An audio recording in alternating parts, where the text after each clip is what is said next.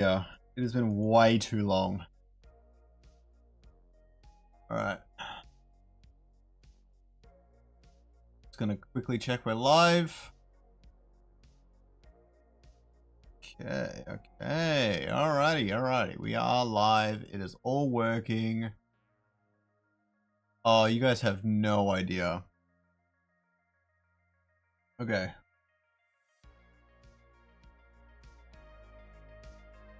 Okay.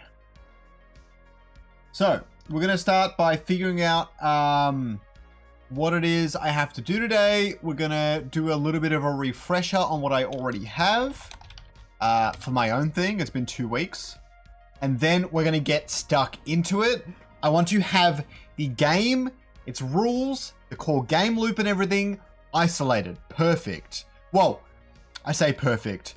I want to have it in a state where I can go and just prototype it, get the first iteration done. I'm thinking of actually doing a first iteration in physical form so I can test the game loop, see if it works. And then testing that, adjusting it. And then I go, shit, I've got a game I enjoy playing. It's a lot of fun. It's got everything I need. And then we take it to digital. But I'm happy doing that. I've started watching Unreal Engine tutorials, trying to learn Unreal Engine a bit. I'm making good progress with my Blender, understanding of Blender. So I'm learning that a bit. But I'm excited. I'm excited. We've got a lot of things I am missing that we're going to start filling in now too. Okay. Let me see what we have to do. Can I like highlight these or anything? Turn into wiki. Open in side peek. What does that do? Oh, okay. I don't need that. Oh, it's got the different sections there. Notion is actually so cool. All right. What do I need to do? Let me just move that out the way. Okay. So these are game docs. Let's add one inside overview. That is fun, appeal, scope. And then fun, appeal, scope. I'm also going to try and add more images to this thing so it becomes a bit more coherent. Okay, that's one thing I really need to add. I need one sentence to describe the game.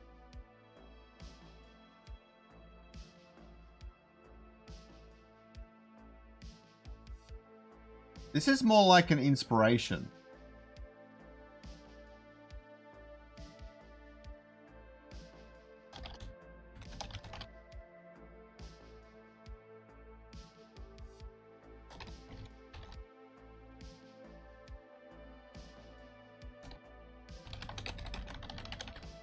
It needs one sentence to describe the game. And then the volume a little bit. I'll move that up here and I'll move this.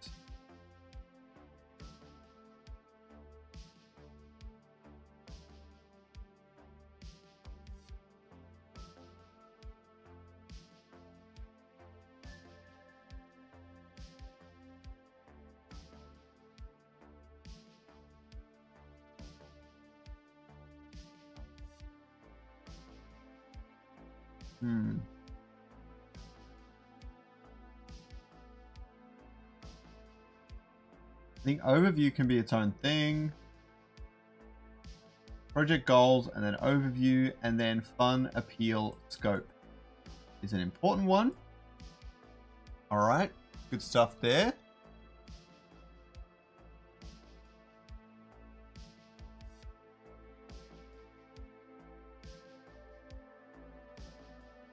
And then as I go into the main game docs,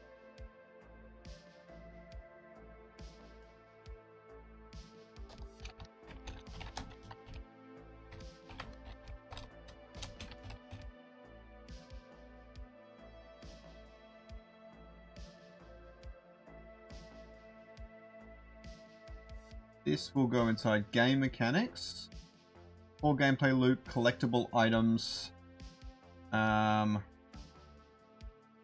I need another one called...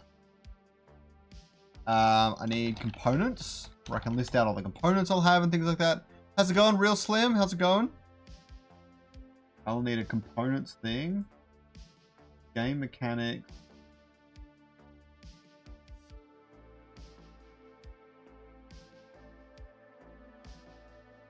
Collectible items would probably be in here.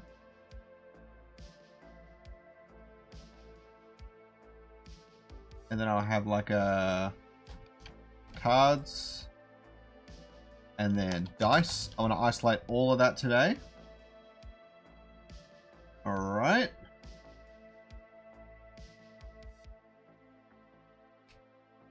So this would be more like a list of everything, and then in game art, I'll probably have the same thing, and it'll be like the visuals of it all. I think that's fine. Okay, engine game loop. I took down a bunch of notes before today, so I'm going through that now. It's on my other screen. Main strategy. Ah, right. Core player strategies. There we go.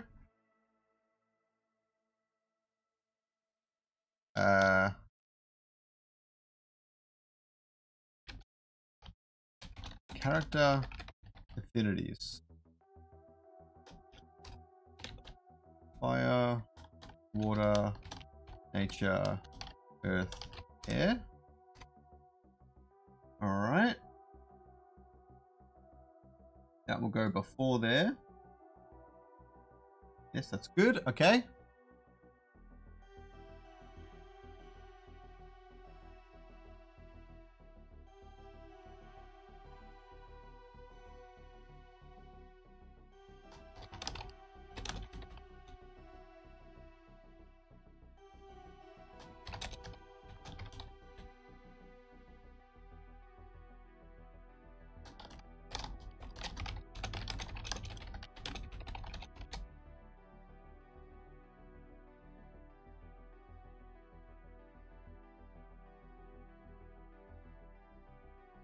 The hook will come before that, and then I've got competitor analysis. That'll go before project goals, and then the main game docs. I think that's perfect. Okay. No, print that. Oh, I can. Oh. Right. Oh, why there's two of them. Main game docs, game mechanics. I need player restrictions.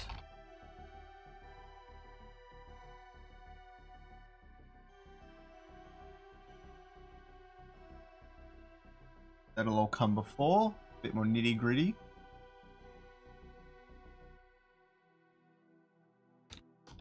The visual hook. I've been getting all these notes from like a bunch of different game designers that are making YouTube videos and things like that. I've been like binge watching all this stuff.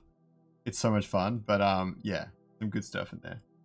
Visual hook, mechanical hook, story hook. This is very closely related to fun appeal scope, but that's okay. I will actually keep them separate. I'm happy with that.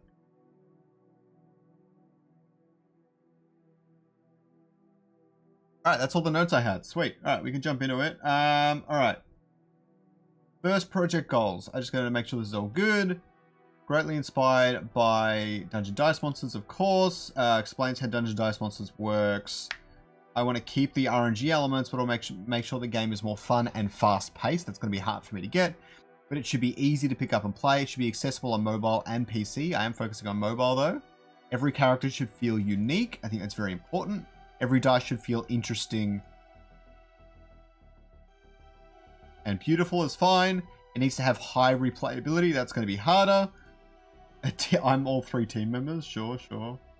That's more of an overview thing.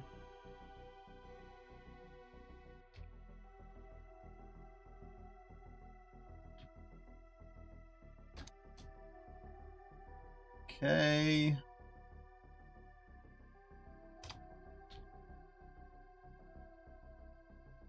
Okay, competitive analysis, Marvel Snap, Pokemon Go, Hearthstone, Teamfight Tactics. I've also got Slay the Spire and Yu-Gi-Oh! Dungeon Dice Monsters, but they're separate elements for some reason.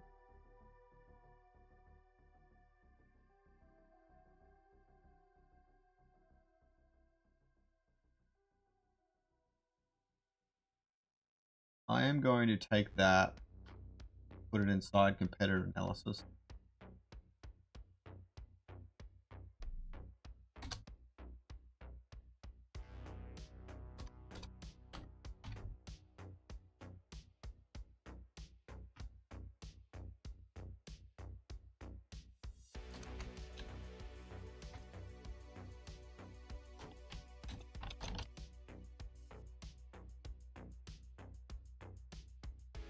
I think like a heading.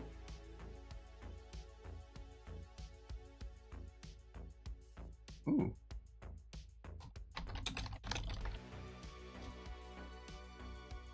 There we go.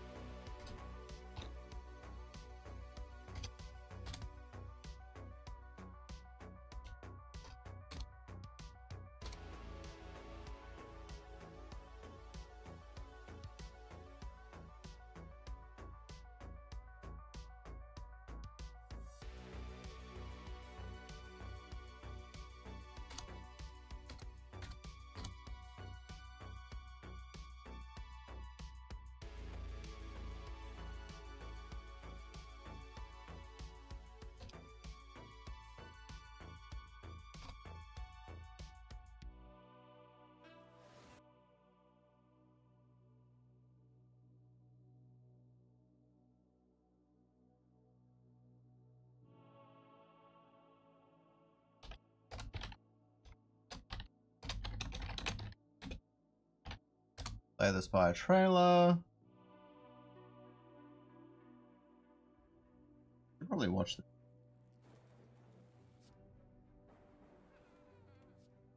Like how simple it is. It is like, the game is interesting, the art style is cool, you should try it out. So clean. Alright.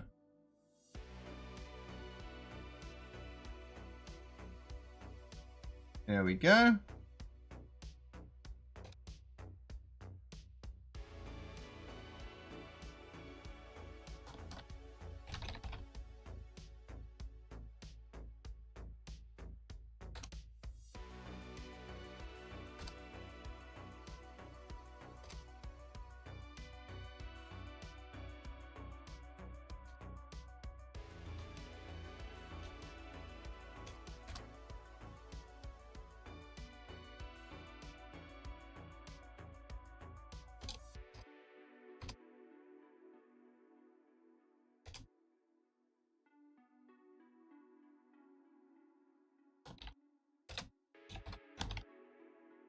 Getting these docks in order.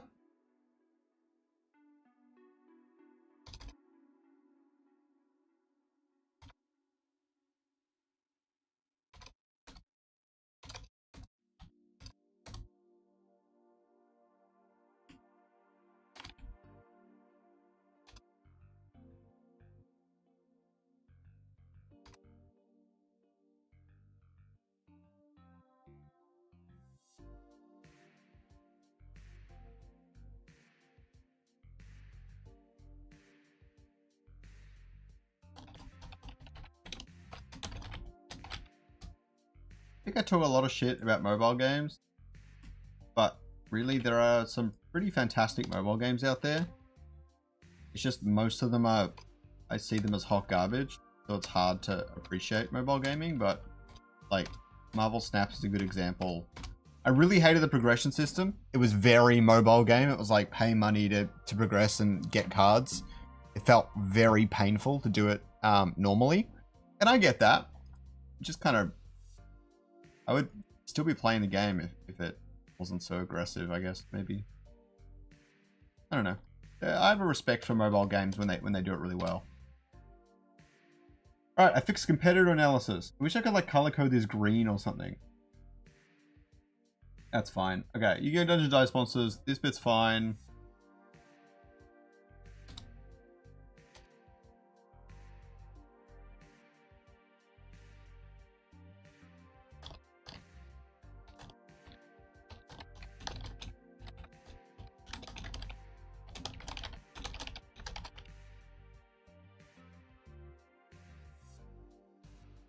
That is fine. Okay, overview. 1 sentence to describe the game. Wait, I've got a screenshot of something that describes this really well. That's really good to use.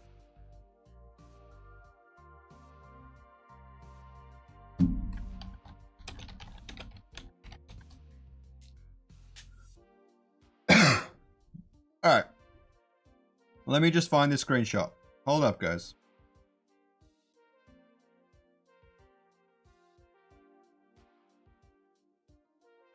Alright, thought it was a screenshot.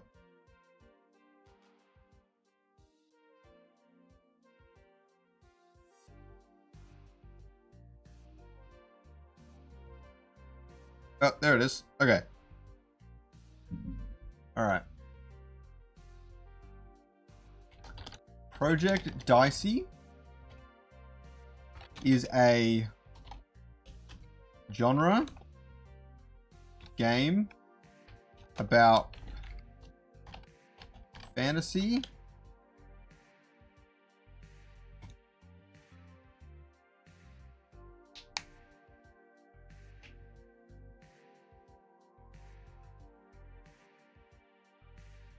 and then it has verbs plus unique selling point.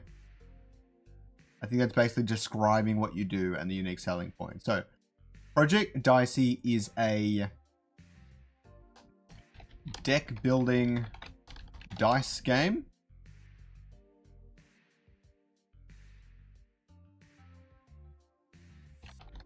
Conquering the board? No.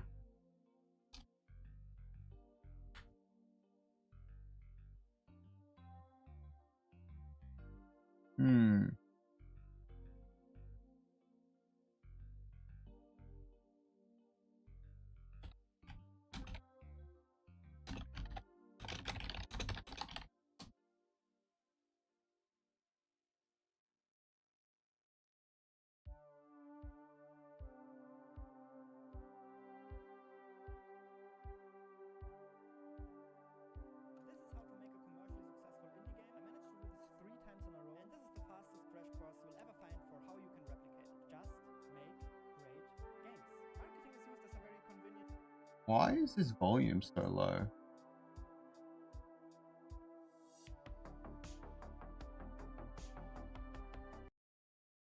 Let me pause the music so that I can turn up the volume on it. This is a really good video.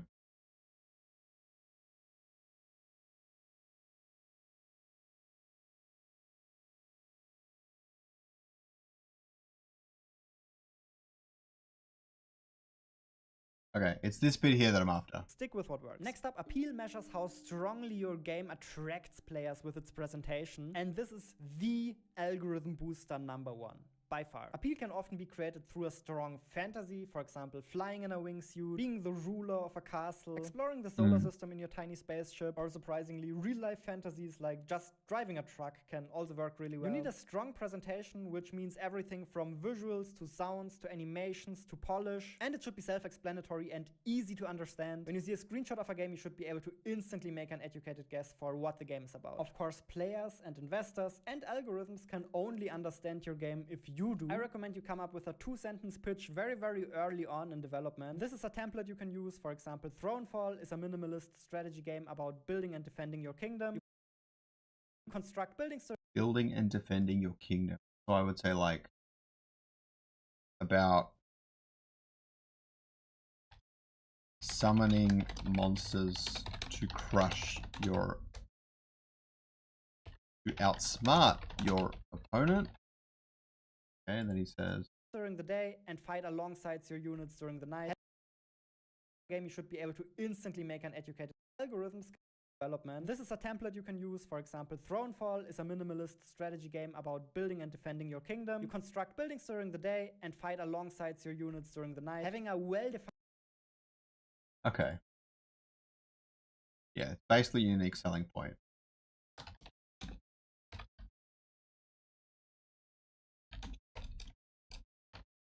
You build a deck of dice, summon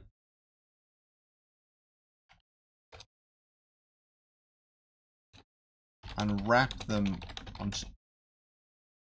to form the battlefield and strategically wipe out your opponent's health.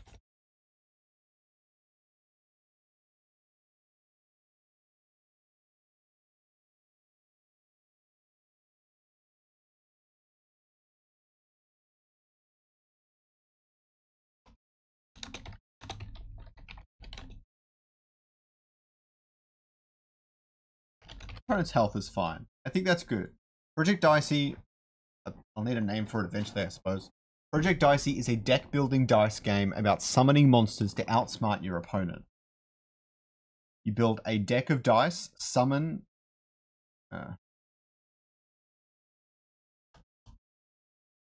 unwrap the dice by summoning monsters to form the battlefield and strategically wipe out your opponent's health. I'm happy with that. That's good. There we go. Oh, that's how I can describe it from now on. Gonna chat every day or something. Okay. Good start. Alright, let's get the music back.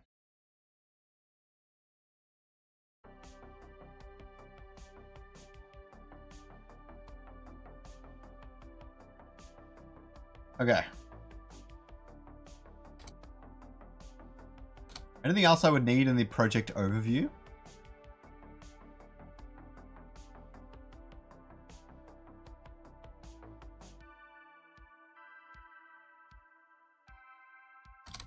I guess deadlines.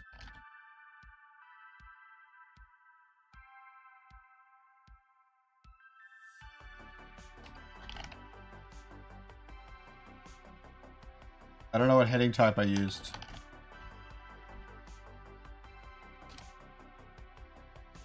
That's probably right.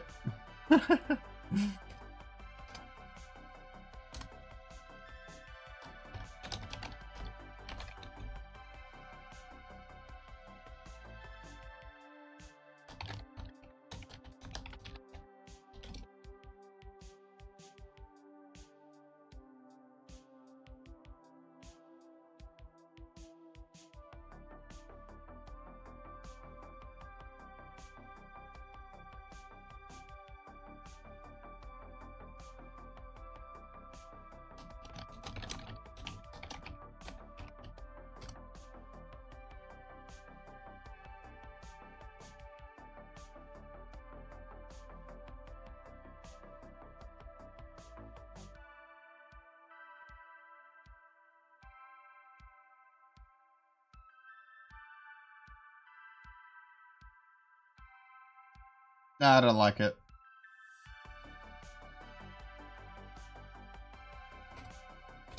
Notion Game Bible. I definitely want it to be done before the end of October. So let's say 31 October 2024. First prototype. I want this to be done before the end of the year.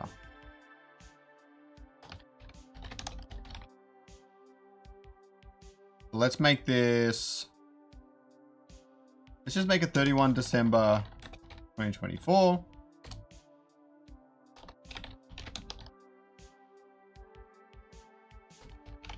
Final game design engine. I definitely want this finished by Q1 2025. Let's make it 31 March. I don't even know if March has 31 days next year. I hope so. All right. Final game design engine. Let's just make it 30 March just to be safe.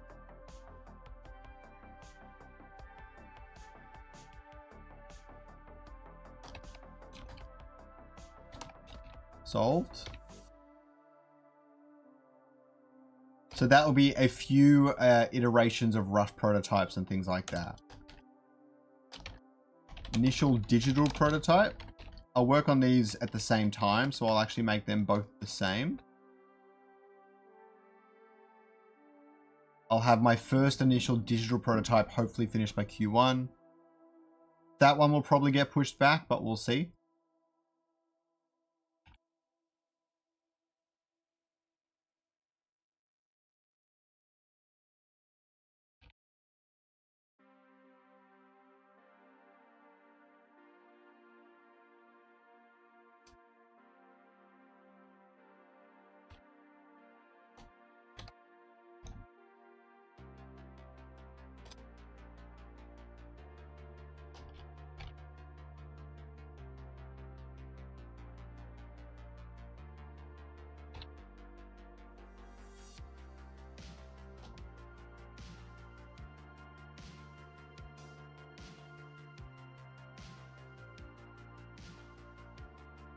Some of this might shift around if I decide to actually do some of my early prototypes as digital instead of physical, but it'll just be whatever happens. We'll see how we go.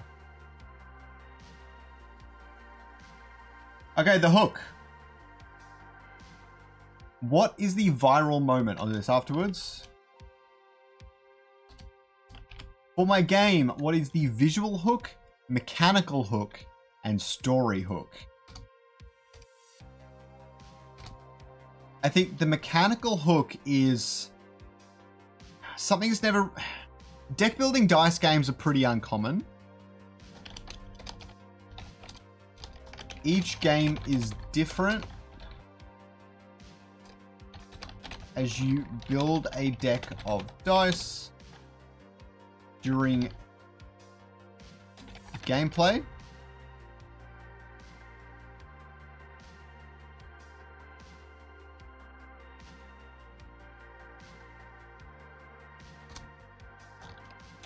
You can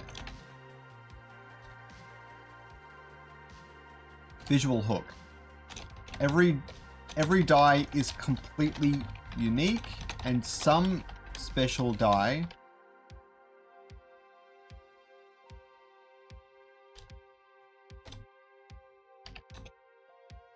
unique shapes and sizes and ways they interact with the board. I'm imagining this is going to be really interesting, where you're like pulling out the dice and you choose from 3 dice and you pick the legendary one and then you roll that onto the board and it unwraps into this huge tile that places on the board or something like that. And a giant monster comes out. Like, it's really hard to summon it, but that can be a part of your strategy if you really want to go down that road and basically do like the 3 god cards. Have a small chance to summon a giant monster, the use of a 20-sided die that completely dominates the battlefield. There are a variety of strategies unseen in previous iterations of dungeon dice monsters.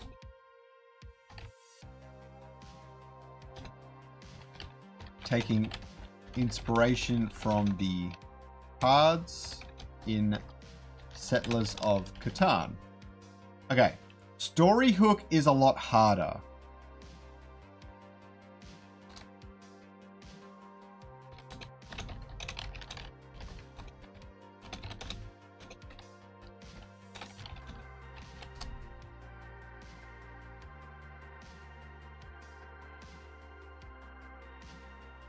I think what I'm going to write for this is...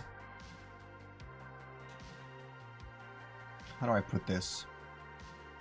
Well, music might be a little bit too loud. Every game you have to adjust your strategy drastically, ensuring that each playthrough is unique. I think that's my story hook. What is my viral moment? I actually wrote it here. Whoops.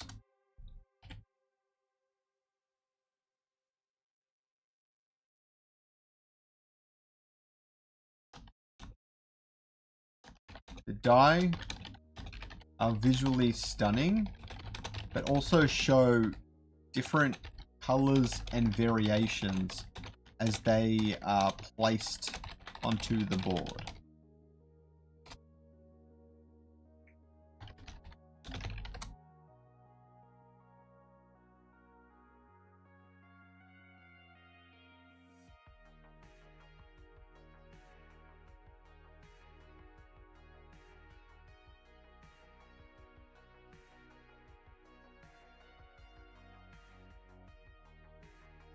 I think I lean into the dice. I think that's the play, honestly. Like, look at that.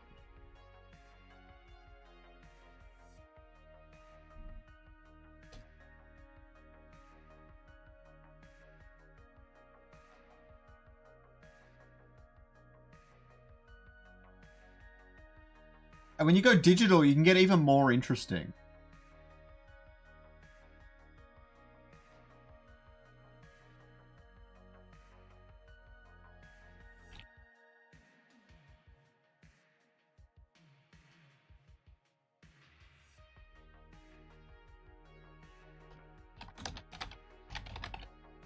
I'm going to go down that rabbit hole in just a minute.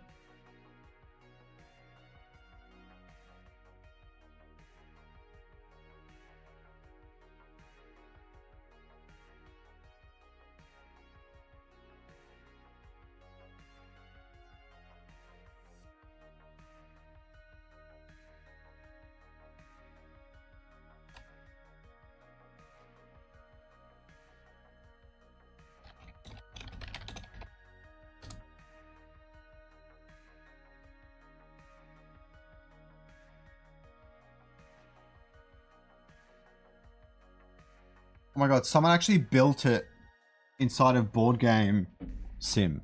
That's crazy.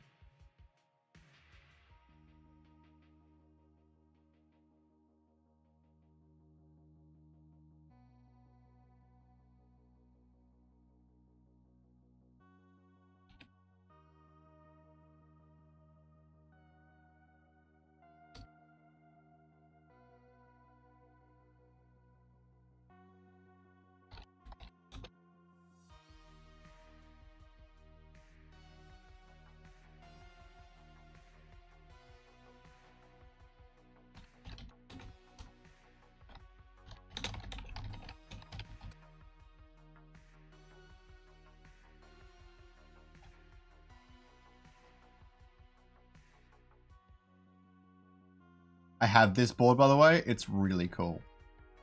Absolutely love it.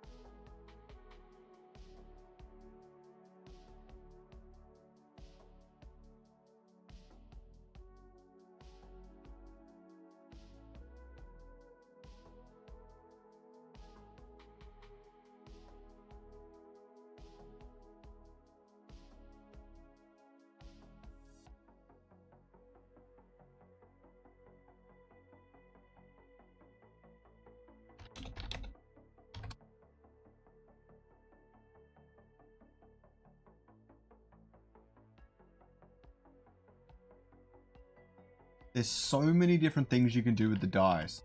And I don't even know if you bother trying to keep it within like some sort of lore space, but I say no. Just go nuts. So rad. Like, look at this.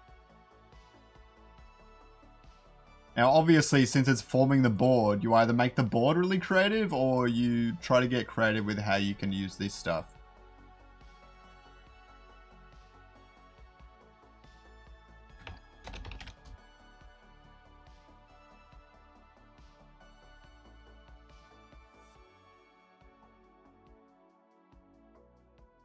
And you have every dice open up in like this really wacky, interesting way.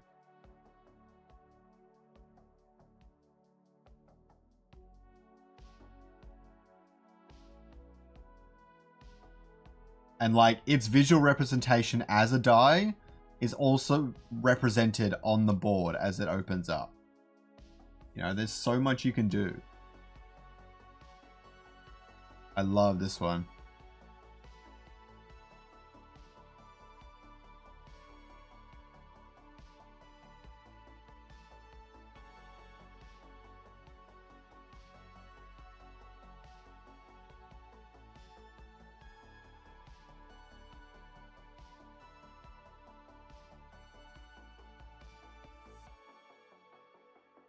Very cool. Okay.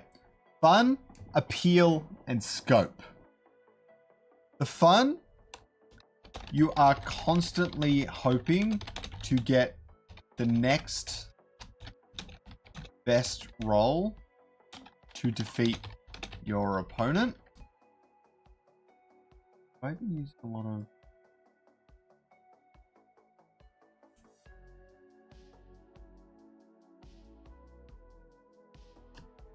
There are many strategies to employ, and depending on your luck with deck building, you will need to change it up and think around the problem.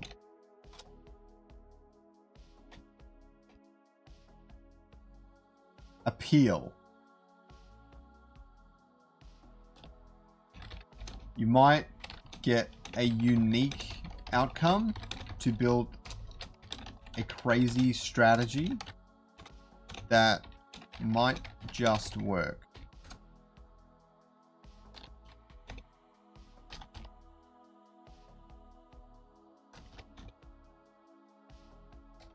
The monsters and characters all look stunning.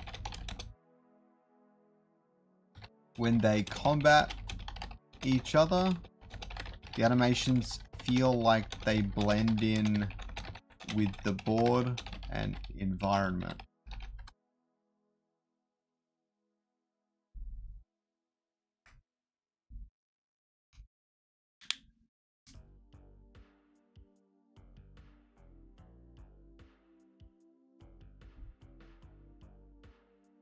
Yeah, I think that's fine. Scope.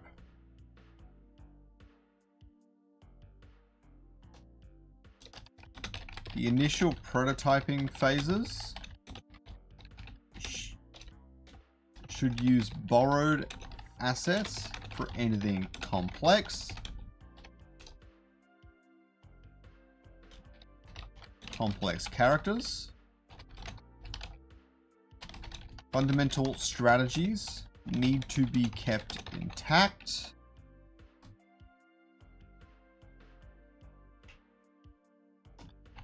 The dice are the heart of the entire project, though they don't need to start visually stunning. Their core mechanics and functions have to be prototyped early. I think that works.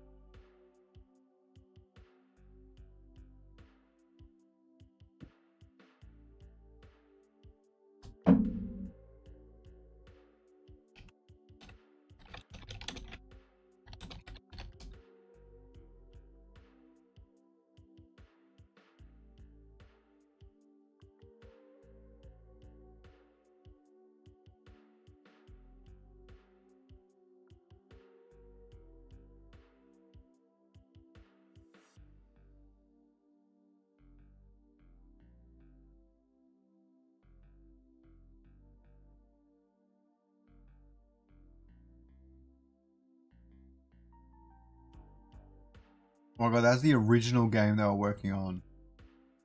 That's how Dungeon Dice Monsters got created. That's so funny.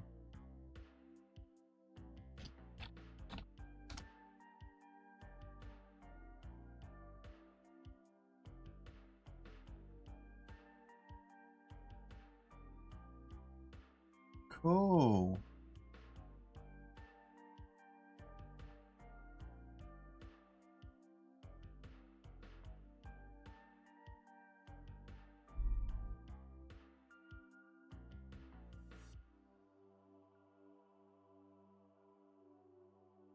Someone made a special tabletop sim 4-player mode for Dungeon Dice Monsters. Might have to check that out.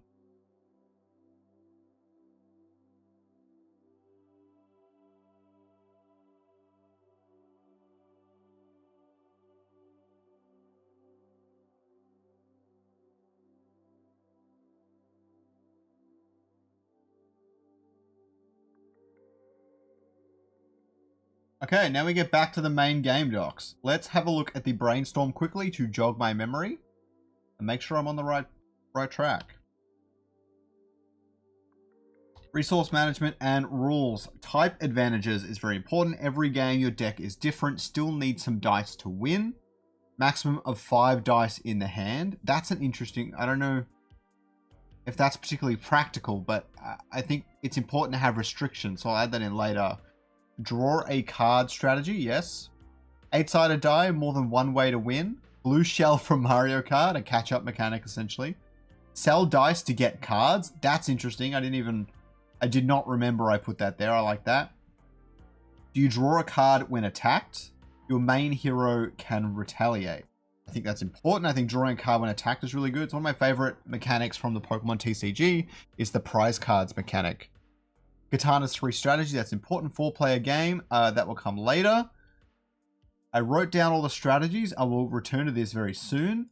Steal dice from your opponent, cards or counters. Can't hold more than 3 cards. I had can't hold more than 3 cards, 5 dice, right? 3 god cards, shared deck between players. 6 of each type would be fine, 30 dice. I think that's fair. I've given it more thought. Maybe it needs to be higher. Each character is highly unique. Dice pop open like a Bakugan. I still want that to happen one day. 20-sided die. Absolutely.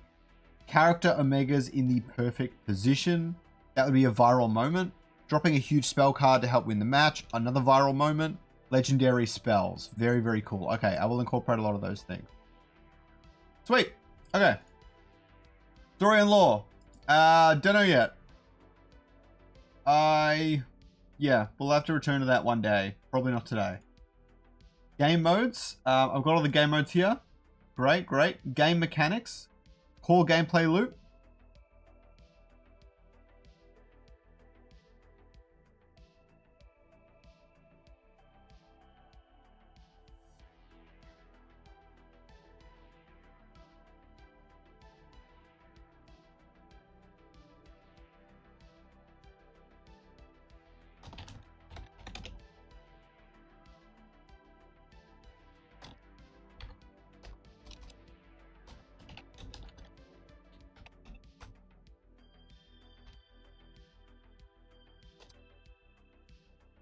V1 deck building dice monsters.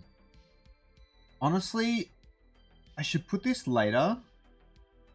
Maybe I'll add a whole new thing that rule set.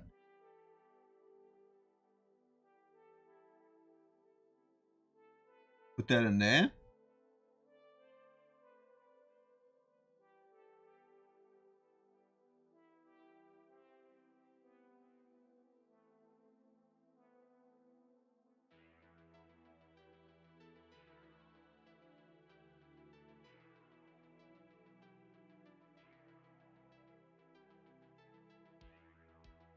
Okay. I need to work on the fundamental tension.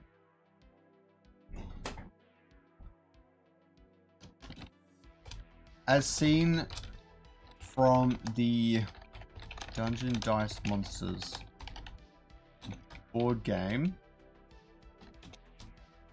There was always tension at the point of rolling the dice, hoping you get something valuable. Unfortunately, often went long periods where neither player could make a meaningful action.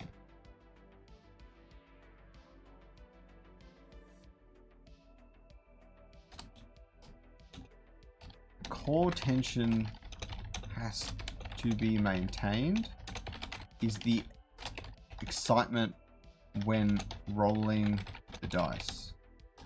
The secondary tension is the excitement when seeing what you could add to your deck on the next turn, and the tertiary tension would be which card you pick up next or what your opponent is about to do. To avoid players idling too much, they need to have enough room for strategizing or theorizing while their opponent is making their turn. This can be achieved with the crests, as acquiring 2 move crests may allow you to attack your opponent, but wondering about that isn't enough. Strategy needs to go deeper to keep you engaged. But what can that strategy be?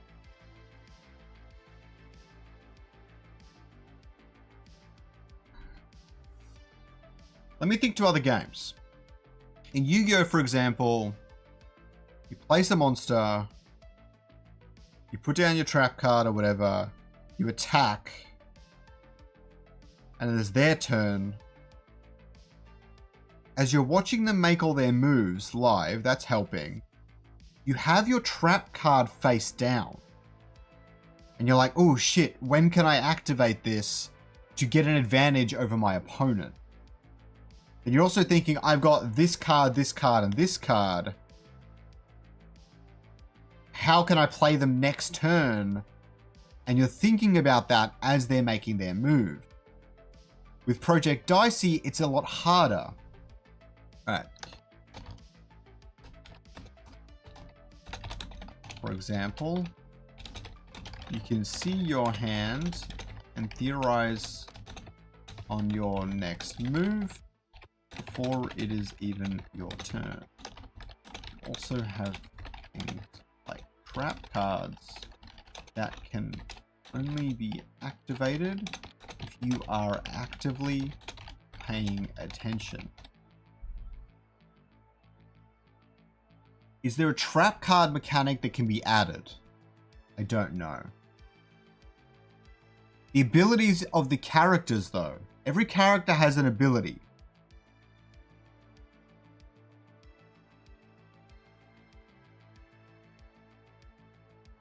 In terms of like the game mechanically, what do you just say like, oh, hold on a second, I want to activate this just out of the blue? That doesn't make much sense.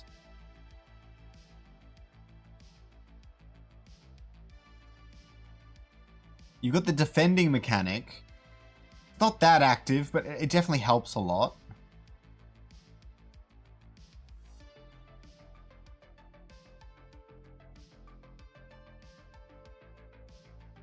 Oh. You maybe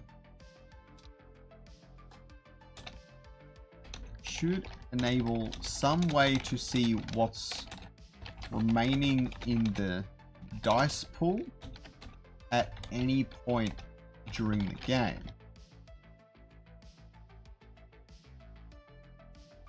This means that players would analyze what's remaining, what they might need to support their deck, how they can proceed based on a variety of scenarios. Yeah, this is my own game, Soda. How's it going, mate? This is my third devlog. I've been working on this for 2 episodes so far. I'm trying to get the final game loop design so I can start prototyping. I'm getting there. I'm getting there.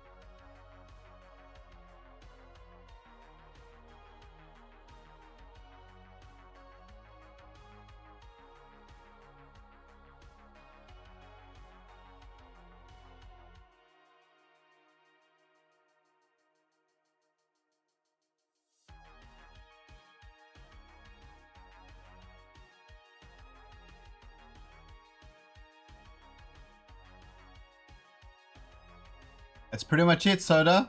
I love that game, and I've always felt like I've always wanted to make it or make my own version of it, and well, here we are. There's not much more to it.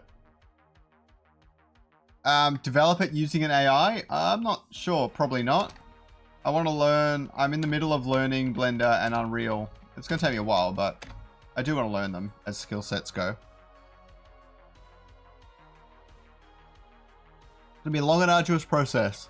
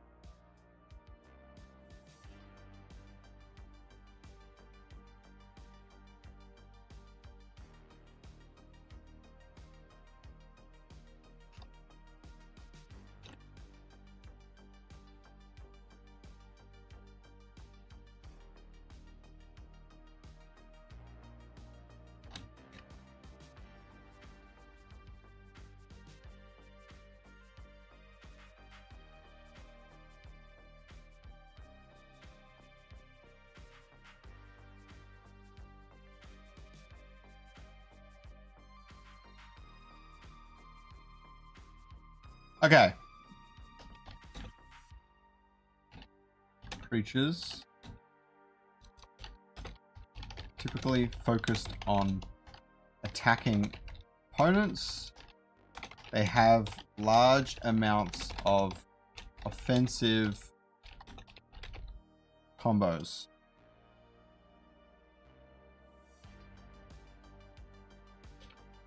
As they synergize together.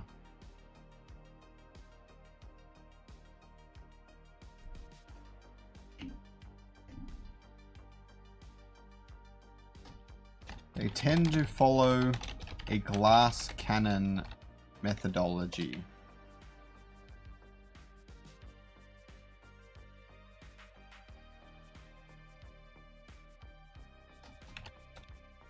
Water creatures are the typical mages of the game.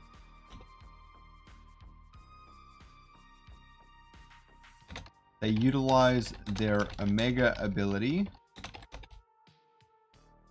slow down, defeat their opponent. Quite weak defensively.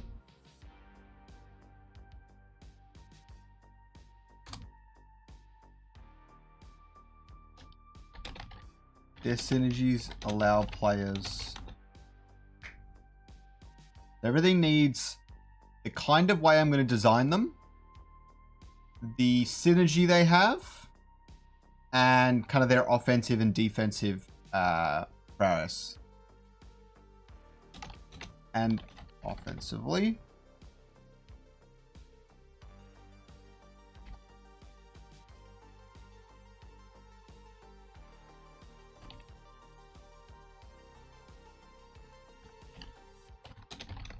damage dealt with their abilities.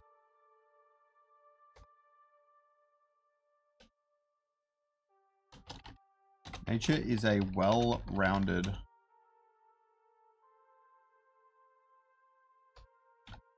creatures are well-rounded and focus on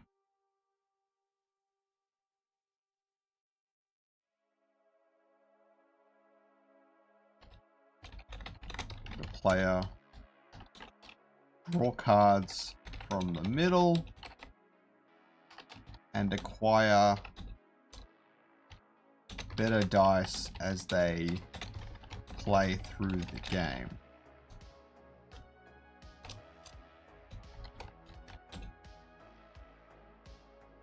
Give general buffs to both attack and defense.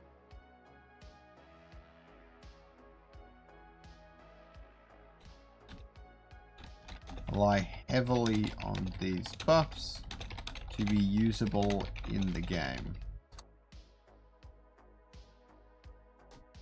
They can easily defeat water creatures, but will get just have a good balance of offense and defense, but it's most impactful. Okay. Earth creatures are very strong defensively.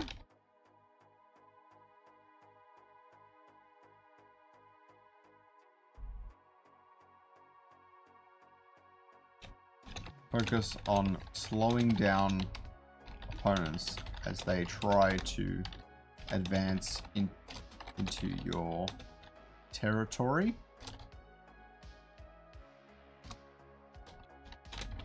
Synergies give large defensive buffs, forcing the opponent to work around the problem as they can no longer brute force it.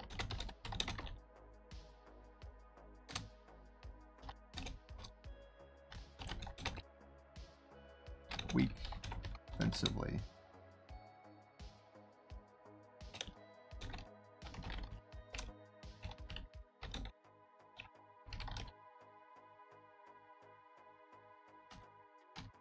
air. Air creatures are fast and fragile. They focus on eliminating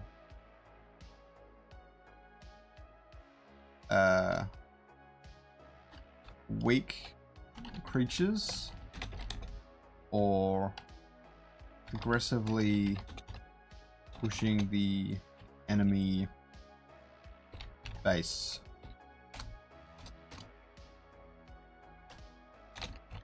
The synergies add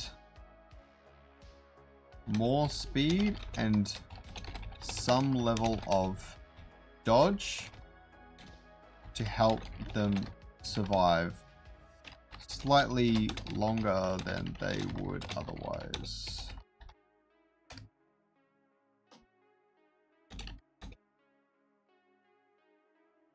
They are manageable offensively, but very fragile. Basically, you blow on them and they die.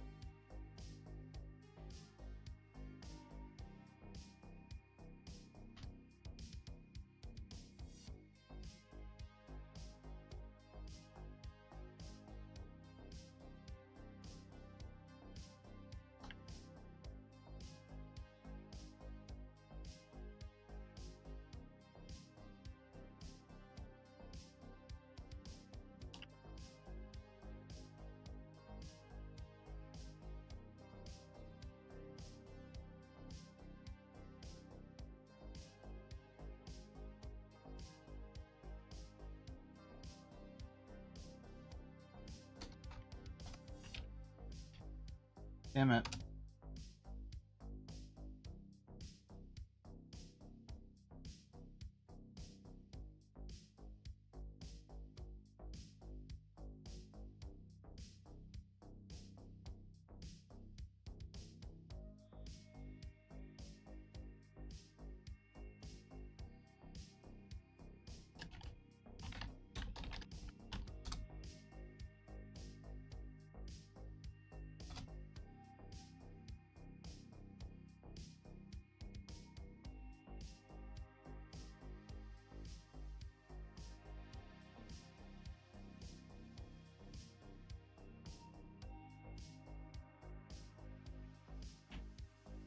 There we go. Affinity, types, advantages, styles, all complete. All right. Core player strategies. Now let's refer back to our brainstorm.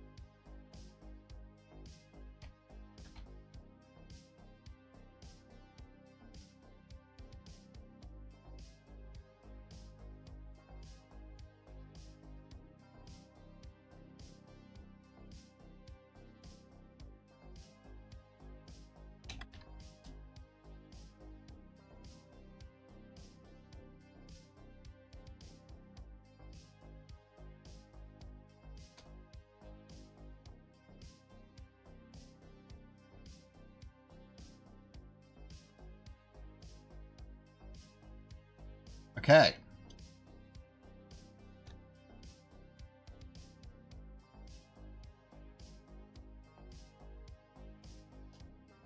Combo strategy. Creature horde strategy. Zoo strategy is usually when you like horde creatures.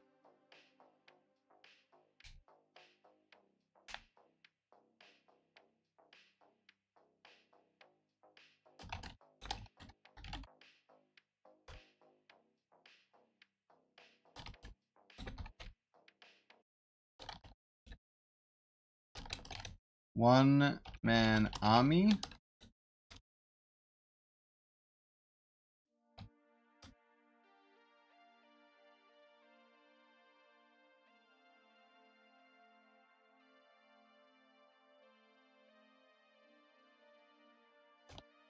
Board control.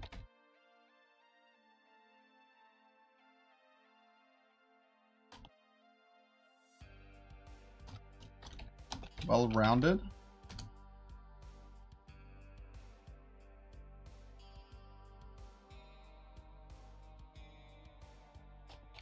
Control.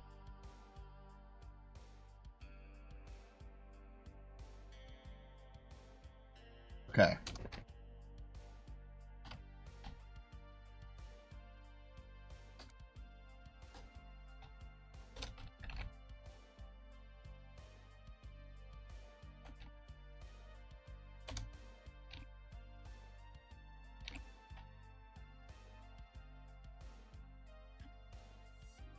Okay, the combo strategy. Build a deck of lots of dice with the same synergy and gain buffs for summoning them onto the board.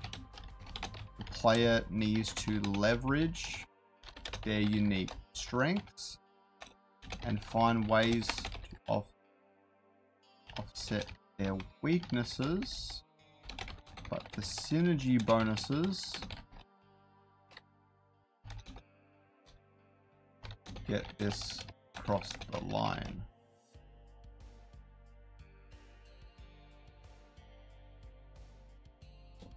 Weaknesses. Synergy of the opposing type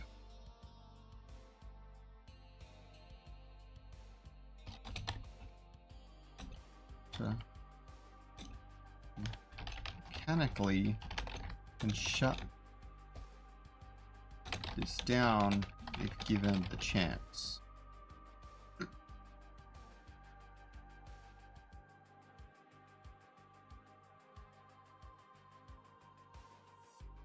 Yeah, so that's pretty much how I felt about it myself. Is I've always felt like this was one of the biggest missed opportunities in all of gaming ever.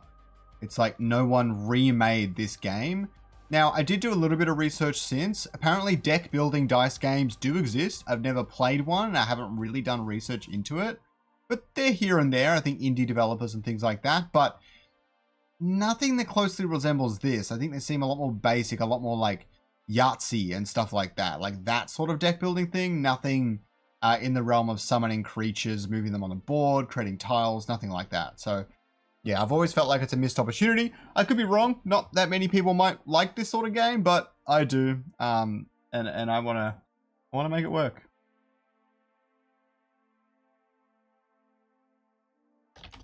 Build a deck with as many cheap creatures as possible and summon them as quickly as possible.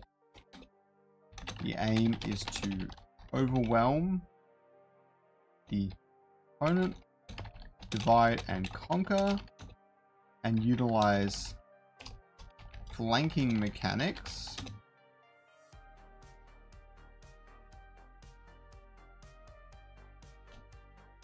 assure the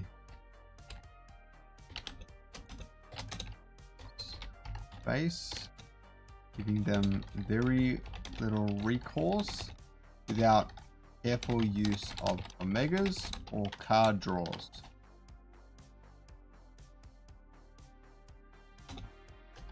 Large AoE omegas could have a devastating effect, and careful defensive play may be hard to penetrate. Haha. It's something I've always wanted to do, Soda. So, yeah, either way, life goal achieved if I can get a game built successfully. That's really the focus, is just get something built. I'm looking forward to it. As you can see right now, I'm nutting out the final bits of the gameplay loop and everything like that. Once I've got that, I can get started. Yeah, I feel you, Soda. Getting GPT to code it for you will be good. But at the same time, even if ChatGPT can code a game one day, it doesn't mean it can design the game. I'm not convinced AI will ever have that spark of creativity that people do. But as I'm learning throughout this whole process, game design is not as simple as, oh, it should be Pokemon with guns. There's a lot more to it. And so you want to still practice that skill set if you're not really in that field already, I would say. One-man army. A deck.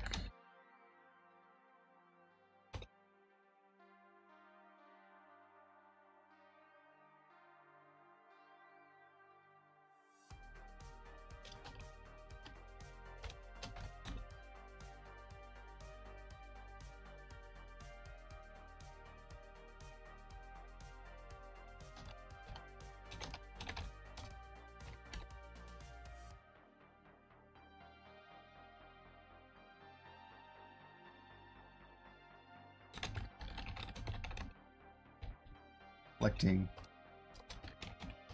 cards and dice and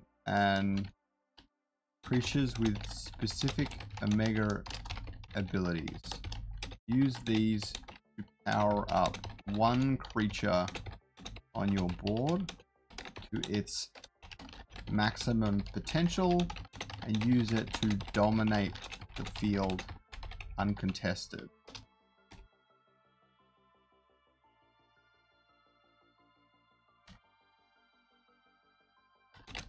Single creature moves and attacks slowly. The opponent filled with hordes of creatures that dominates and controls the board and try and win for the super soldier takes them out.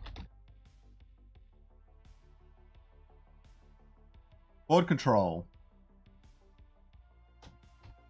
Build a deck with a variety of board control cards and low-cost creatures. Gain as many tiles on the field as possible. Use this in combination with utility omegas, slow down the opponent and restrict their movement each turn. Imagine a card that's like, on your tiles specifically, your opponent needs 2 move crests to move a creature. That could be really cool.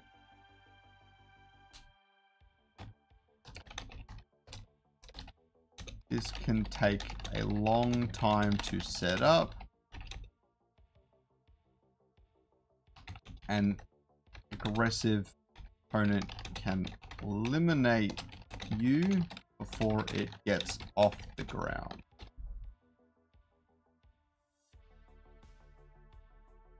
Well-rounded. A deck with a controlled balance of dice, allowing you to ramp up over time with a variety of synergies. The aim is to avoid being overwhelmed by any single strategy. Have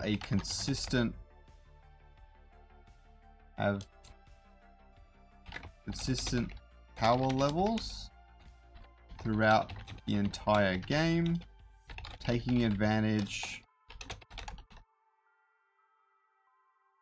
of opponents before or after they hit their power spikes.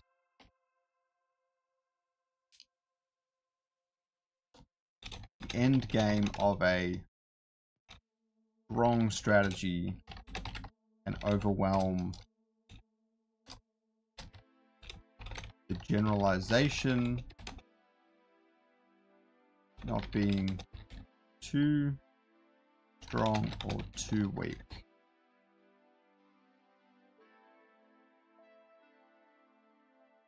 Control.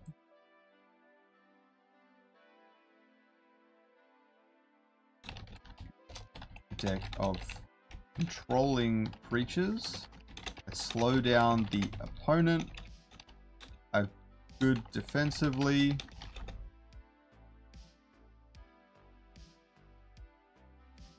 and control large areas of the board. Here is to wade out your opponent, slowly pick off their creatures, and bleed them out until you can make a final move. The slowest and most calculating of the strategies. Aggressive opponents be able to take this out before it gets properly set up. I really like all those strategies, and I'm going to use them to help inform a lot of my game design decisions.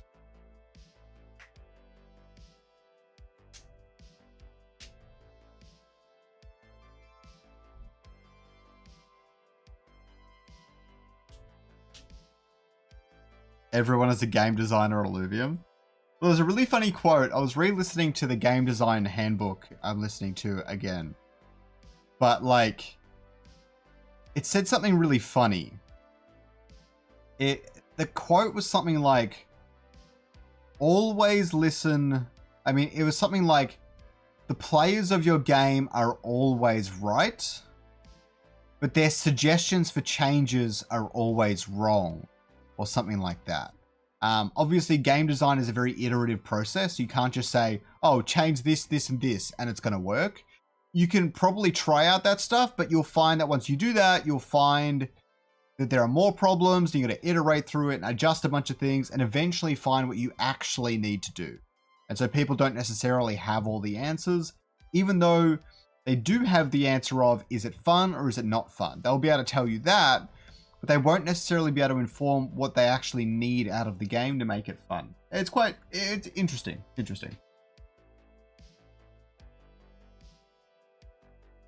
All right.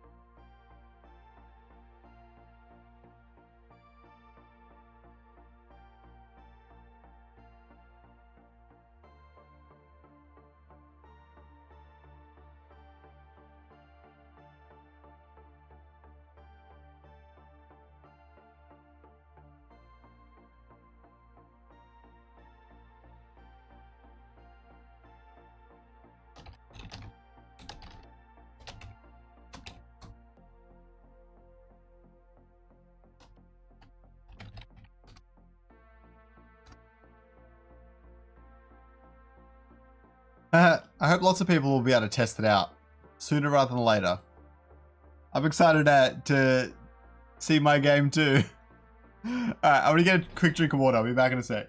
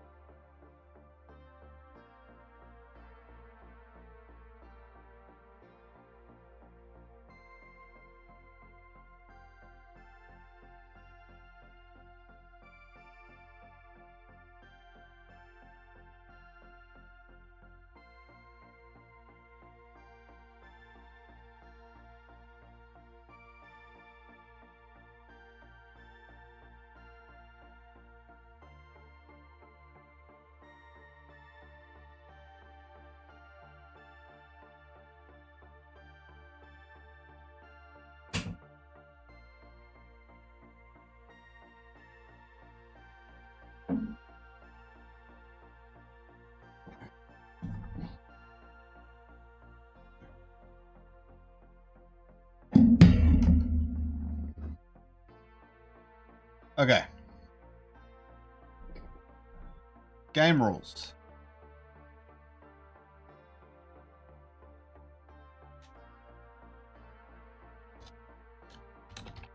Start of your turn, 3 random dice are revealed. The player chooses one to add to their deck.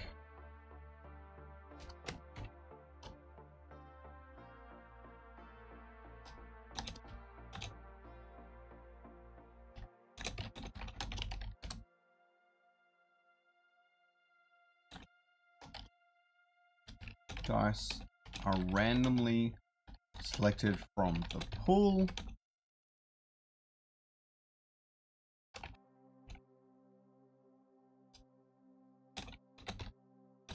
And given to each player. They can choose to mulligan up to 3 dice from this selection to redraw.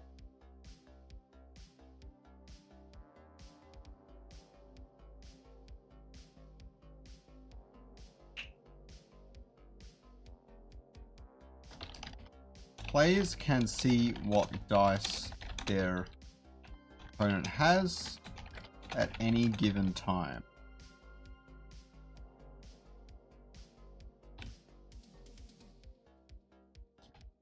After this phase is complete, the ability to see the opponent's dice is enabled.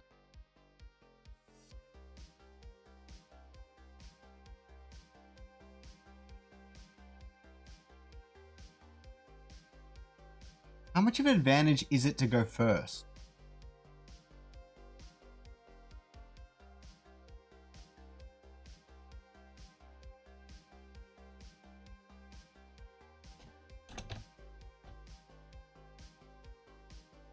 You know what, like, the hard part is I want to do like full in-depth rules, but so much of it's going to change as I go into playtesting, so I'm actually going to keep it as simple as I possibly can. At the start of your turn, 3 random dice are revealed. The player chooses one to add to their deck. Keep distracting myself with this, but screw it.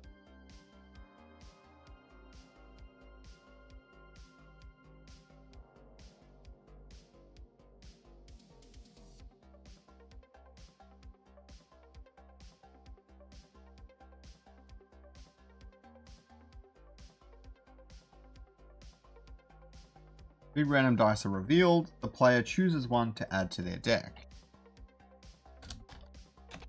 Then roll.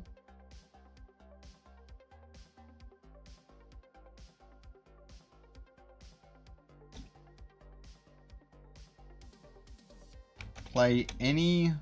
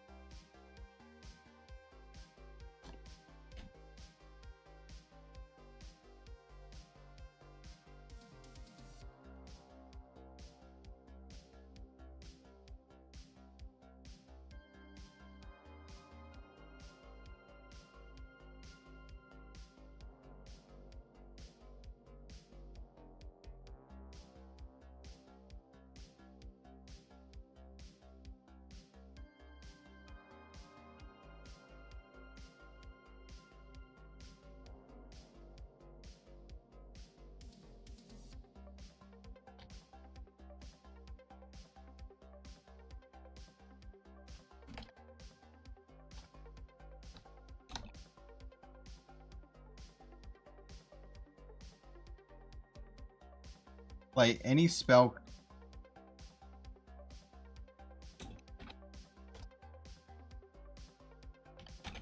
they want.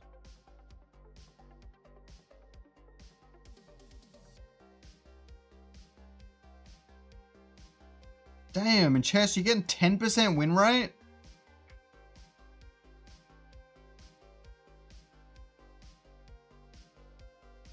It's hard to say how much of an advantage it is. Like, if you get 3 good rolls in a row, you could effectively dominate the board in those first 3 turns, whereas your opponents only had 2 turns. So that's an advantage. You'd have to be pretty lucky to get that. It's hard. I think in theory, if I find it's pretty broken, I might do like the mulligan. There's a mulligan difference. Like, second player gets to mulligan up to 4 dice, and the first player gets to mulligan up to 2.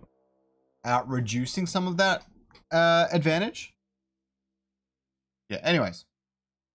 They can then play as many spell cards as they want.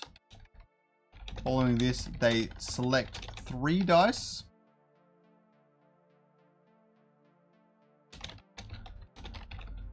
And roll them. Every crest that appears is added to their resource pool.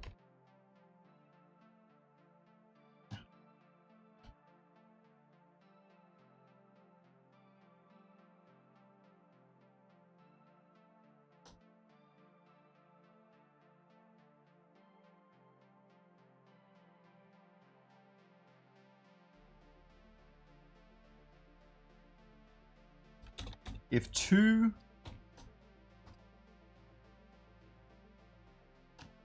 summon crests the same rarity appear, the player can choose to summon either creature onto the board and unfurl, range the dice net in any shape they want.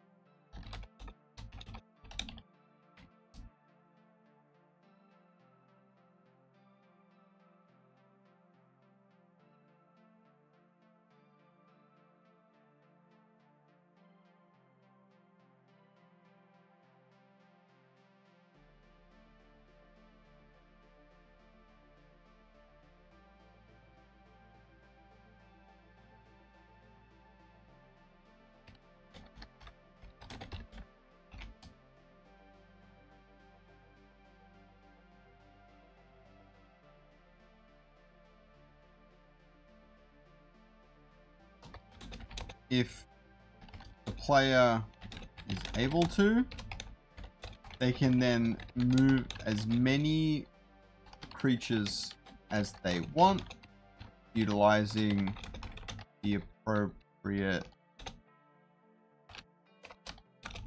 crest, and attack once per creature. They can also cast any Omega ability, a maximum of 1 time per creature at any stage during this part of the turn.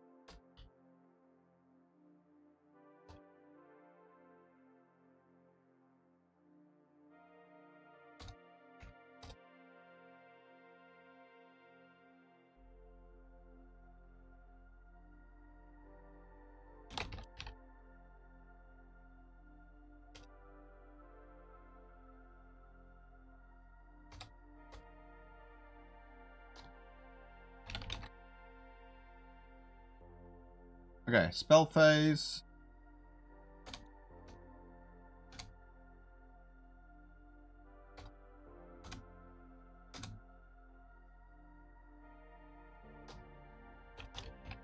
Dice roll.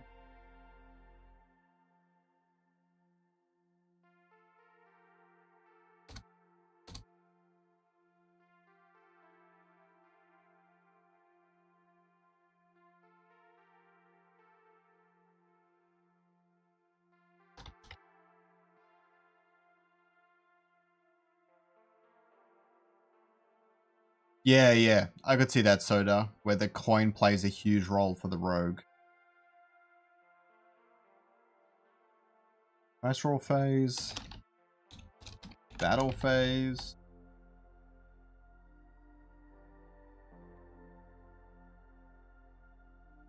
Should there really be an end phase? Should they be allowed to play spell cards during this point? Yeah, why not? Fuck it.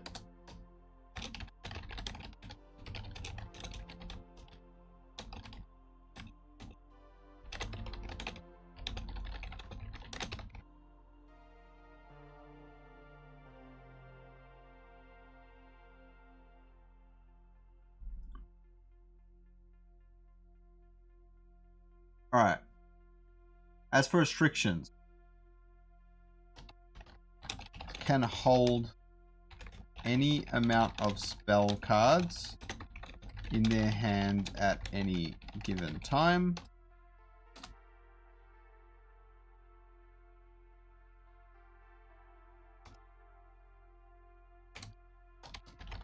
Players can only hold up to a maximum of 20 of each crest.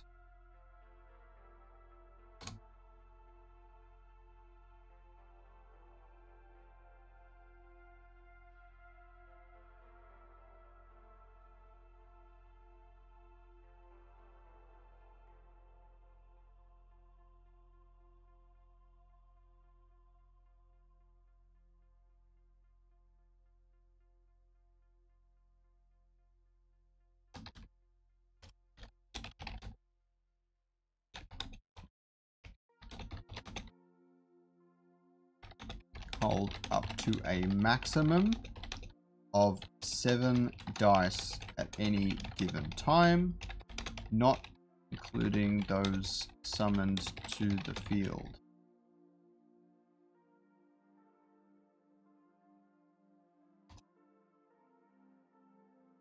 I think they actually should start off with 4 dice, mulligan 2, then after their first draw, they will have 5 dice.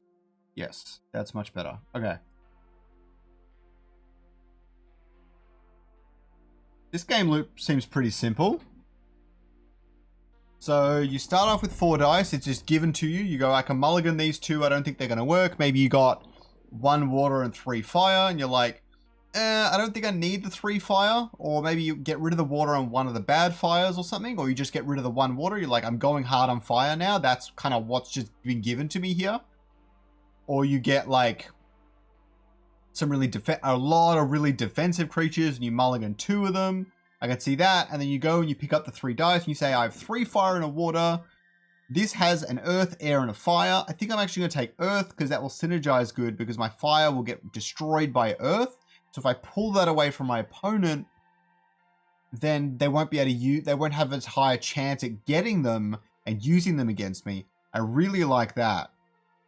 I didn't even think about that scenario, but I really like that. But that's somewhat restricted because you can only hold 7 dice at any given time. However, you could, as you're playing your creatures, you can keep stockpiling the earth. So I still think it works. Yeah. Okay, but I do need to add in something. If you have hit your maximum limit, you can put a die back into the pool and draw a... Nah, you should have to play it on the board. Get shown 3 dice at all.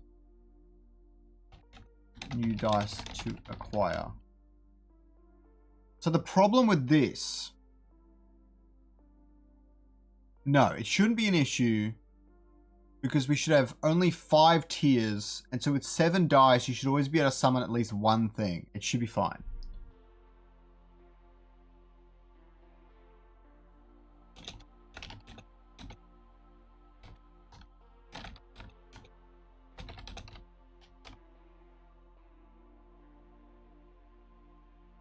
I like where this is going. Okay. So you draw and you're trying to add to your build out your deck and things like that. I'm just worried that you start off with too many dice. I don't want the whole deck building process to like be half done when you start off the game. You start off with 3 dice.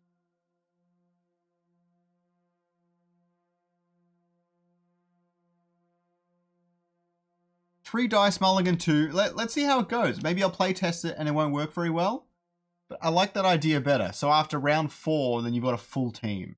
You've probably summoned one by then. After round 5, you've got a full team. The board's kind of half complete. And you're just starting to figure out what's happening. I think I like that better. Okay. Okay. So that, you can hold any amount of spell cards. Let's see. Okay, so after that, you go spell phase. maybe you've got something on the board, you're like, I want to boost him up, or I want to cast a spell now to gain movement crests and things like that.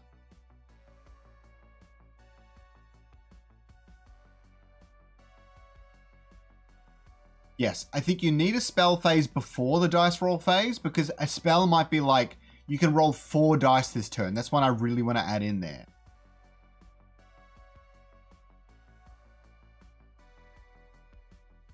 Those are the main ones. Any spells that will affect the actual, yeah, the actual dice. Maybe like you cast a spell that's like this turn, you're allowed to re-roll any one dice after the roll. But you have to cast that before this. You can't cast it afterwards. You can't just like get a bad roll and be like, shit, I need to redo. Okay. Following this, they select 3 dice. Maybe I'll be like, I have 2 1-stars and a 2-star. And I want to roll those 3. The 2-stars have got some really good crests on it, but I'm going for the 1-star, and I get it. I summon it. I put it next to my base.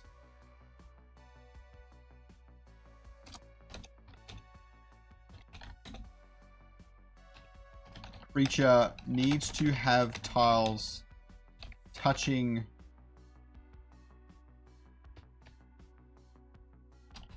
ally tiles with at least 1 square. Diagonals do not count.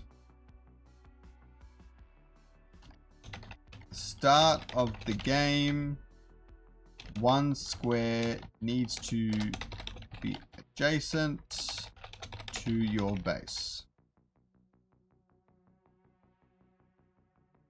Yes, okay. So you summon it. You summon it on the board and you've got this thing pop up. In the battle phase, you do have some movement crests. You're like, maybe I want to move it a few tiles, or maybe I just wanted to leave it there and end my turn.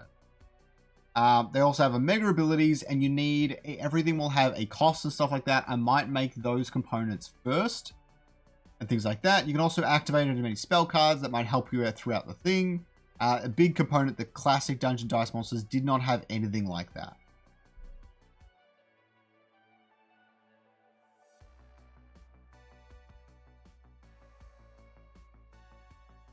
Do you think it should be a good idea to implement the choice to slightly control your luck by having something like an augment round 4 that makes certain dice more likely to be drawn?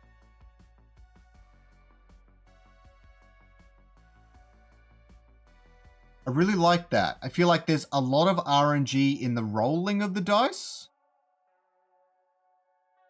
Now, so the spell cards are going to be separate. It's going to be like, I'm going to have like a special crest that's like if you roll a thing and you get like 5 draw crests, you can use, it's like a currency. You can use these 5 draw crests to pick up a card from the pile. Think like Community Chest or like Settlers of Catan is kind of the big thing. It'll be like a resource you can buy that for the spell card specifically. But I like the idea of an augment. I kind of wanted to work all of that into the spell cards so you can draw spell cards and you can use that to be like, I only want to see fire dice the next time I roll. You know, that sort of stuff. But you're right, it might be good to have a general thing as well, like general events. Even if it's like every 3 rounds. Yeah. It's hard to say. That might be one of those things that I add later if I find I need it.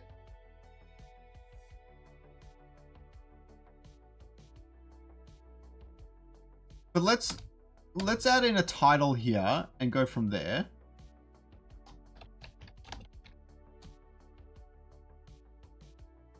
Because I want to keep it as simple as I can too. 3 rounds.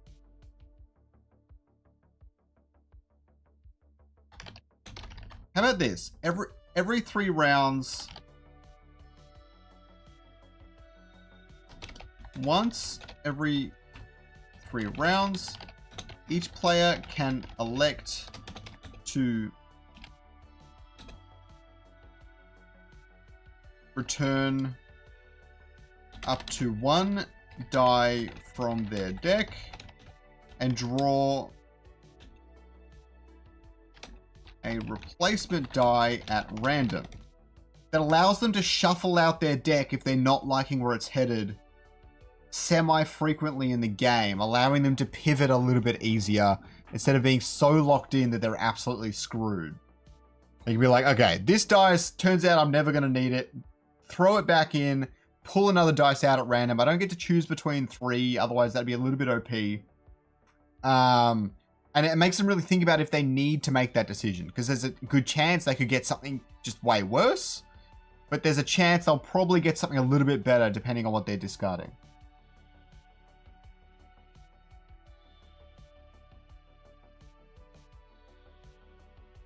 Oh, but I think I see where you're coming from, actually. For the draw phase,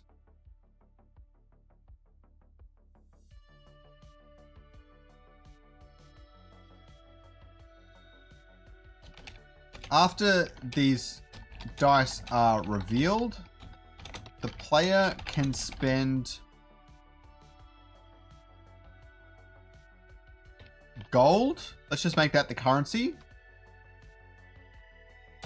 A certain amount of gold. To re-roll one of the options.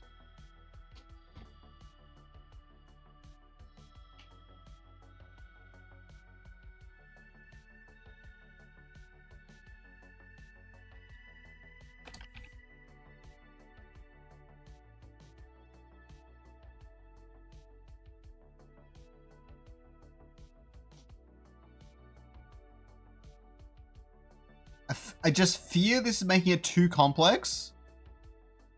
Because I need to consider that everyone has a turn timer here. And so if you're resetting the timer at any of these points, it's going to get messy. But like if the draw phase, generally speaking, has the 1 turn timer, I think it's fine. So it's not too bad. Okay, special events. Once every 3 rounds, each player can elect to return up to 1 die from their deck and draw a replacement die at random. No problem, Soda. Hey, maybe it doesn't work. Maybe I gotta take it out, or maybe it works really well and I'm gonna add more features like it. I don't know. But I'll keep it relatively simple here. I think this is enough to complicate the rules. Because really, right now, I've got a rule set that I can get onto one page, one really simple page of instruction. Which I kind of need, because if I want to play test this with people in person, I want to make sure they can read the rules quickly and understand the game very, very fast. I want the game to be easy to understand, accessible, and straightforward. I want the nuance and the difficulty to be in the strategy of the game.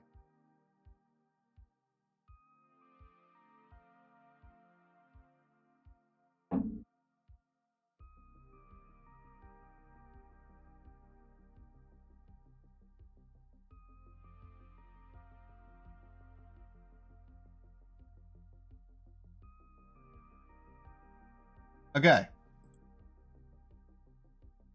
Now I've got to investigate the components. Ooh, very exciting. So we've got the dice. We've got creature cards.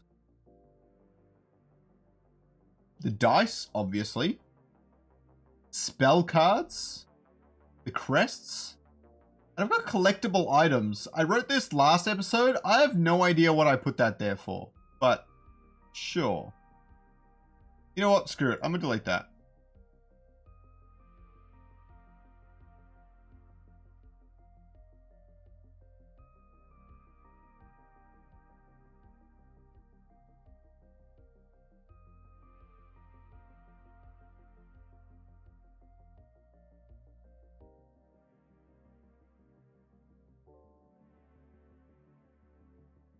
These are the game rules. I'm happy with them.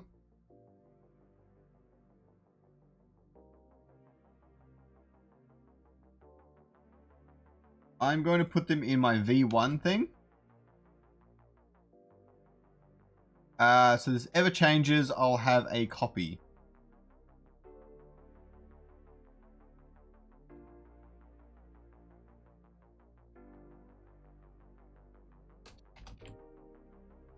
Of like my past work.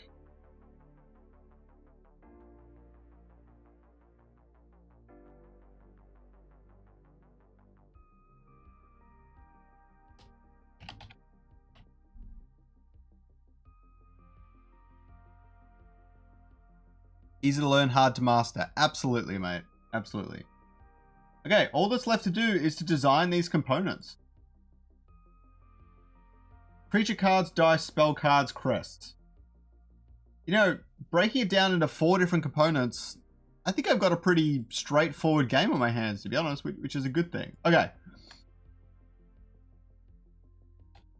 Every creature has a variety of attributes that define how it works within the game.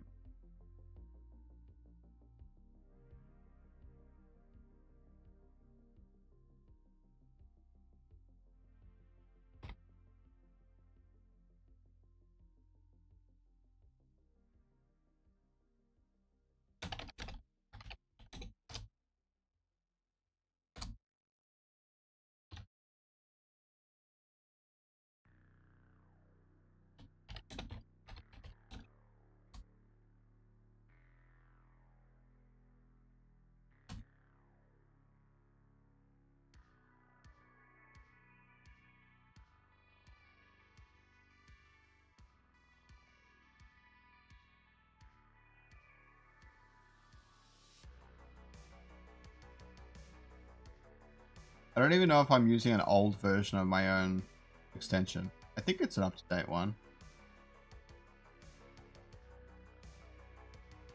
I hope it is. God knows.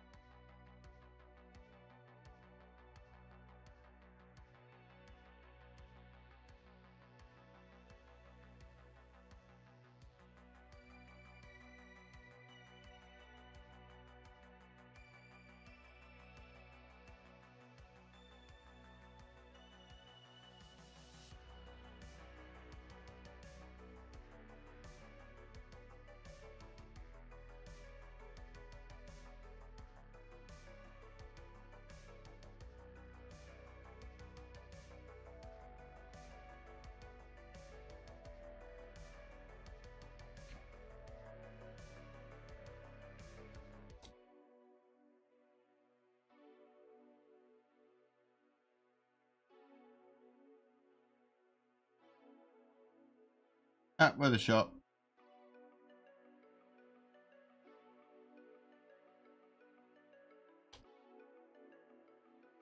I thought I could get the video and...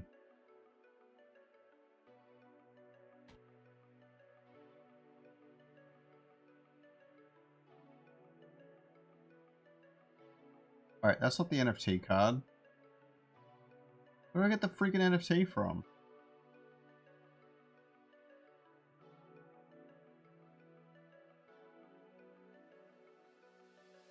Turns out I don't need it. Okay.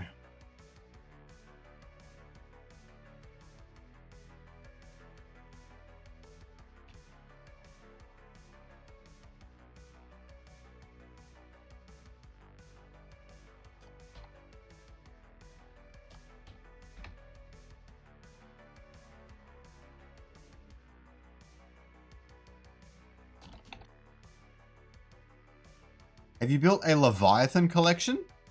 What's a Leviathan collection? Oh, right. I really want to have my God cards.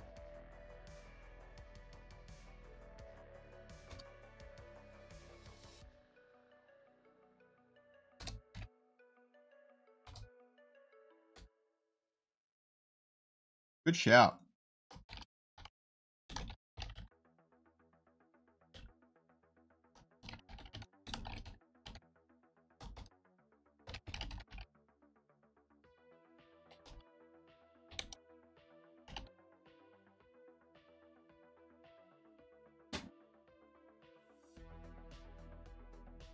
That'll be a creature like anything else. It's fine. I'll call them god cards for the sake of this. Each creature will have tier, attack, defense, HP, affinity, and omega. I don't think I need anything else.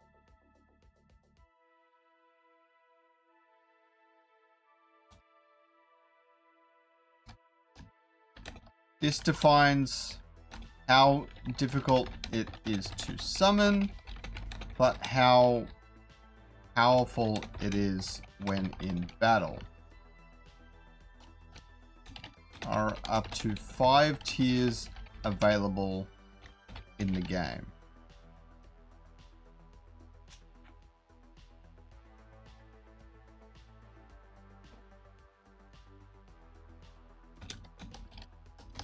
Two creatures.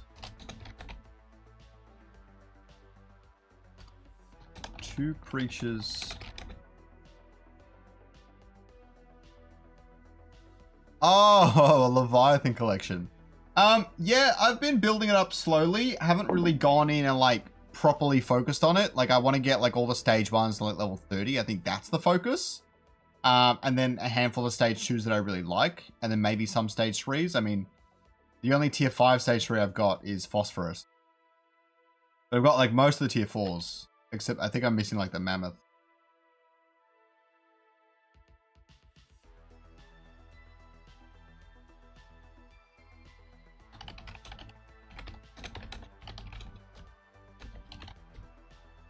Two creatures of each affinity of each tier.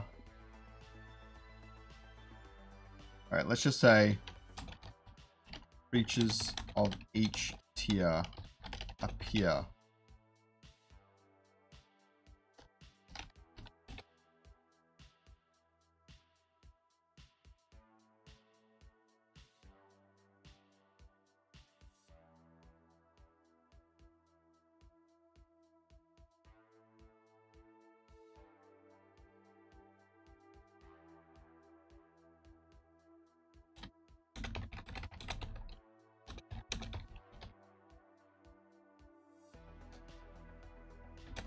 Defines how much damage it deals to an opponent.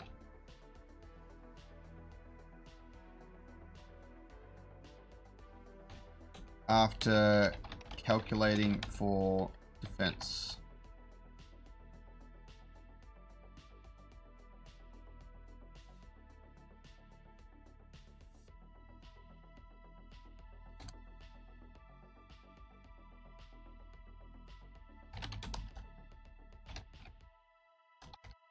When a creature attacks, the opponent is given the chance to defend themselves.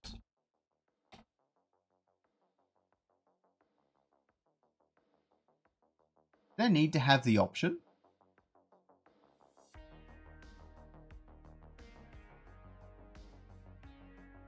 I'm just afraid of how much it'll slow down the game.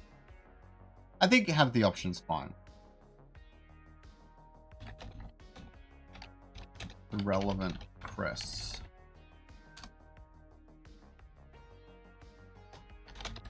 Formula is as follows.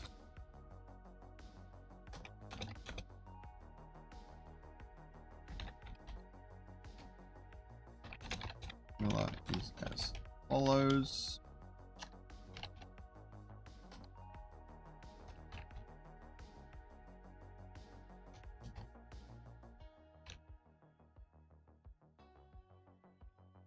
Damage equals attack minus defense. If not defending, formula is following. Damage equals attack.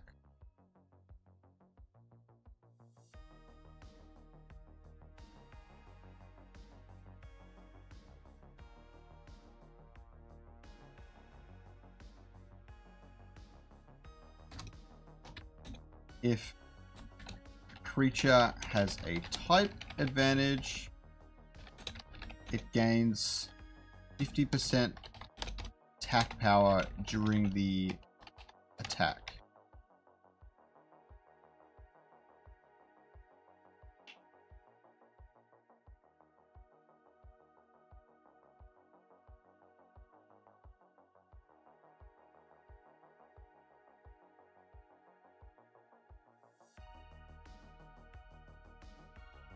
For the attack calculation.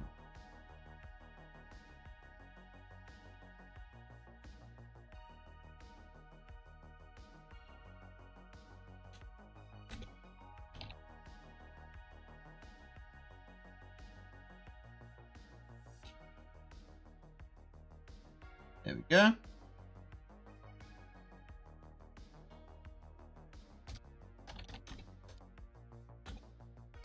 Tends to range between 10 to 50. This defines how much damage can reduce from an opponent's attack when defending during combat.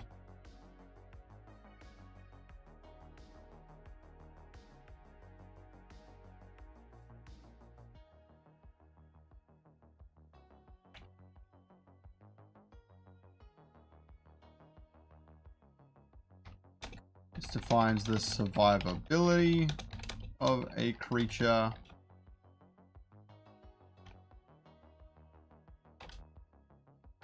And they are discarded when their HP goes below reaches 0.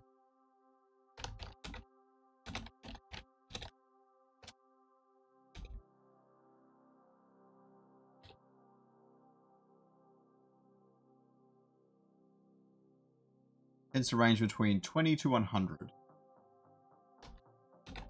Defines type advantages of the creature and is a strong indication of its playstyle on the battlefield.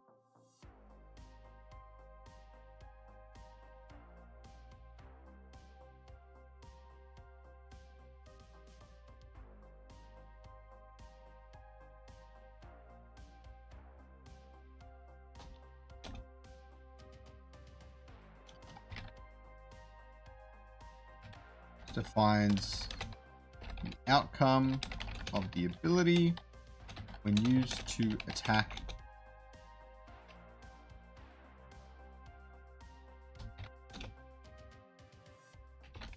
by spending a Mega Crest to activate it during gameplay.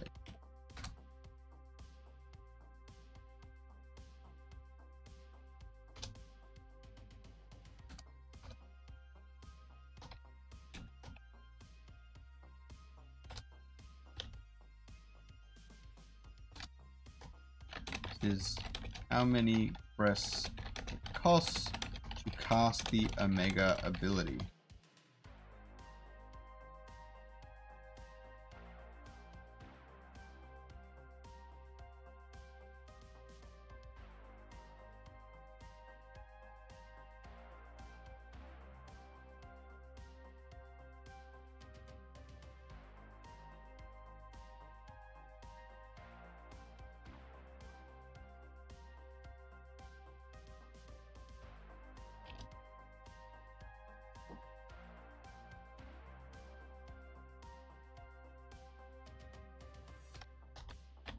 Makes up a vast majority of the dice pool. 5 God cards exist.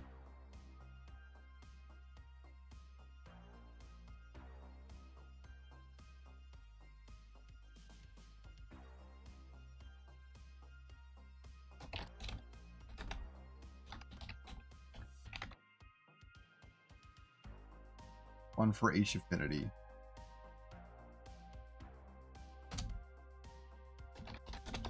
Only they extremely powerful, but they are very difficult to summon on the board. Unlike creatures, they do not require 2 summon crests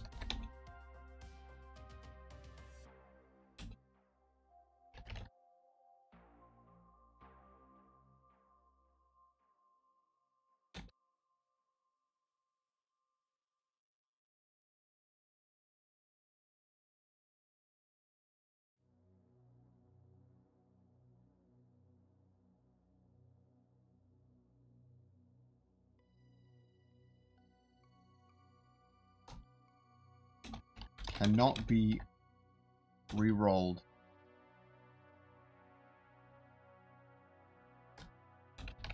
Cannot be re-rolled through the use of spell cards.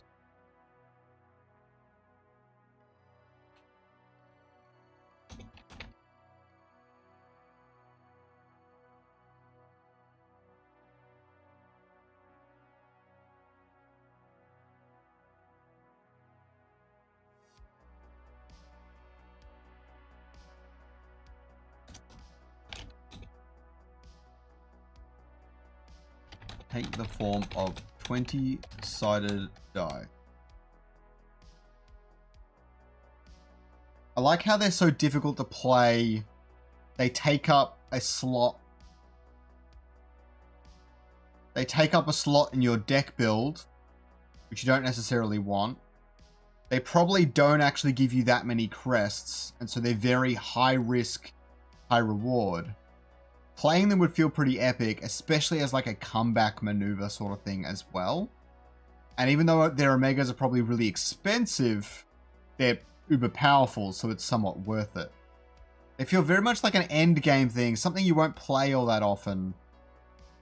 But maybe like if the deck of cards that you can draw from has like 40 cards, maybe one of them is like summon your god card.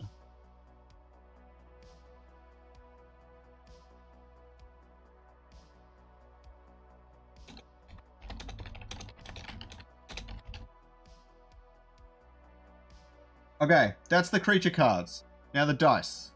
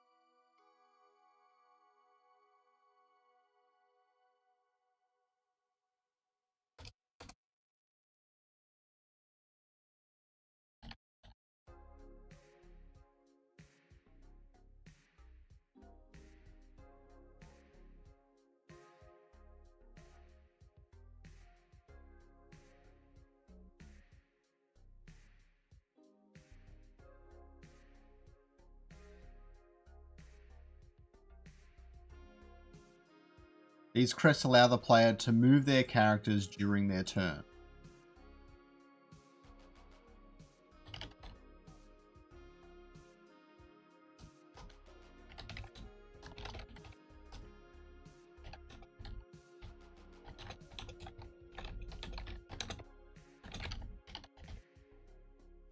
Now, this brings up the question of passive abilities. For example, some of the air creatures could have like a 1 movement crest lets you move 2 moves. I want to keep it so simple, but I feel like I'll add that later because every creature will feel kind of the same, where their only separating factor is their affinity, so type bonuses against opponents, and they're separated by how much attack and defense they have. But really, that's not that big of a difference. It's interesting. I'll keep it in mind.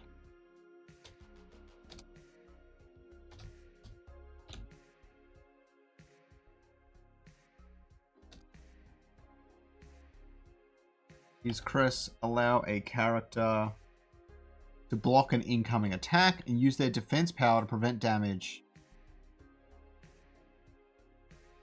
and retaliate against their opponent.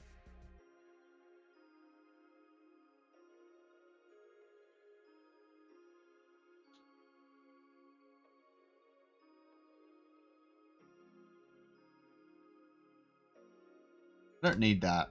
Like, I want to add that sort of stuff into cards. Or maybe instead of an Omega ability, it just has a passive ability. I'm going to do that. I'm going to do that. So some creatures can retaliate and some can't. Okay, hold on.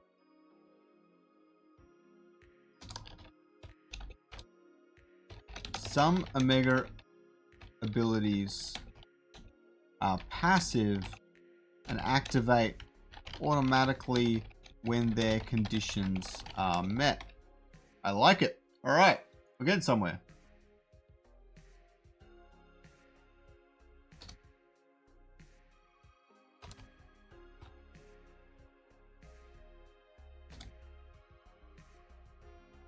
Press allow attack character to attack an adjacent opponent and use their attack power to deal damage to them.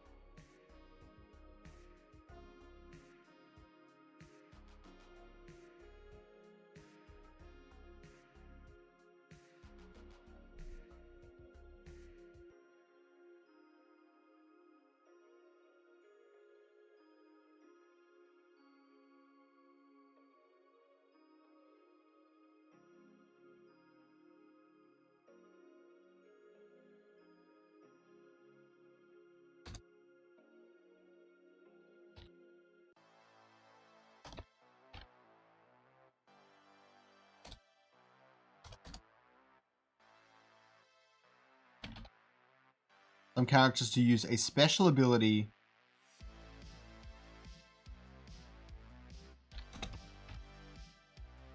that can help out a player during the match in a variety of ways. I like that. Okay.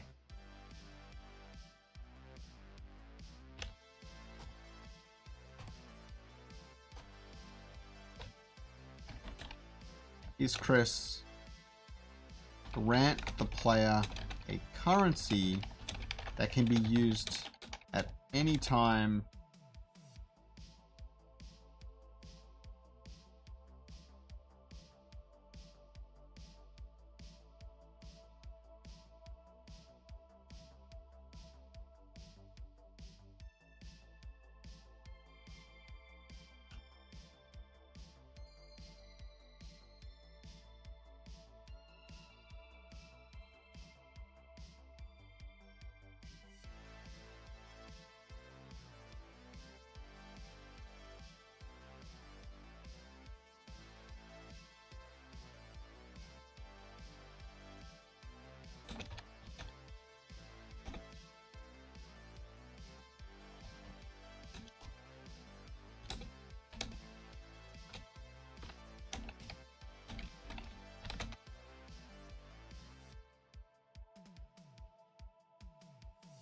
Okay, so I've got a crest for movement, defense.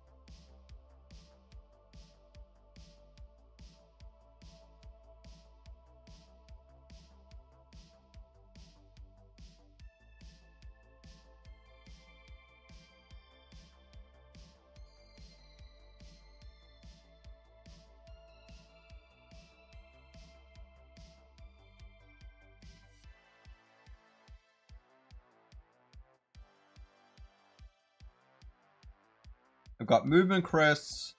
Oh, hold on.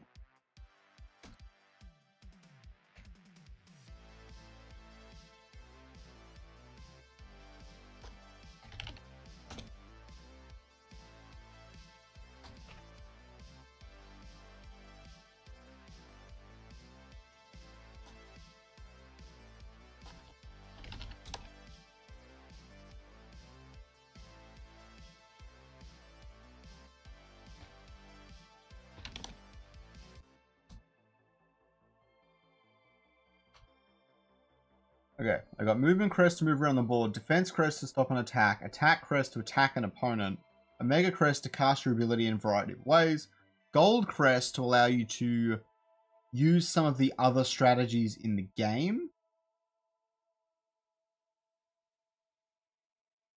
I could have anti-Omega crests, let you defend from an ability. No, that's too much. Just don't make the abilities OP.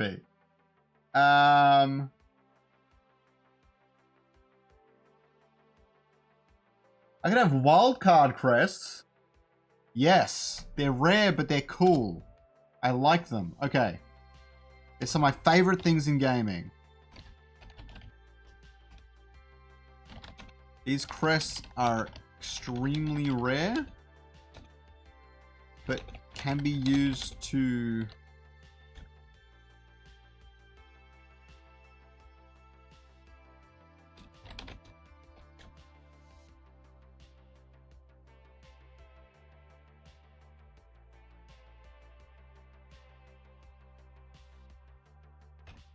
in place of any other crest. However, at least one crest of a different type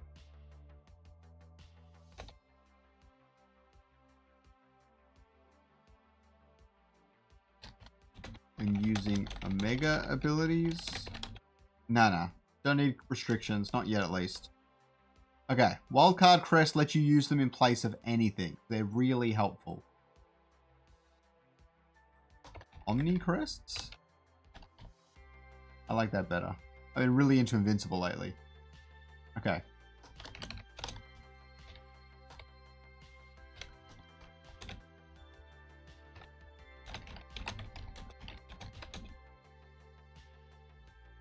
I want to put this in a creation menu.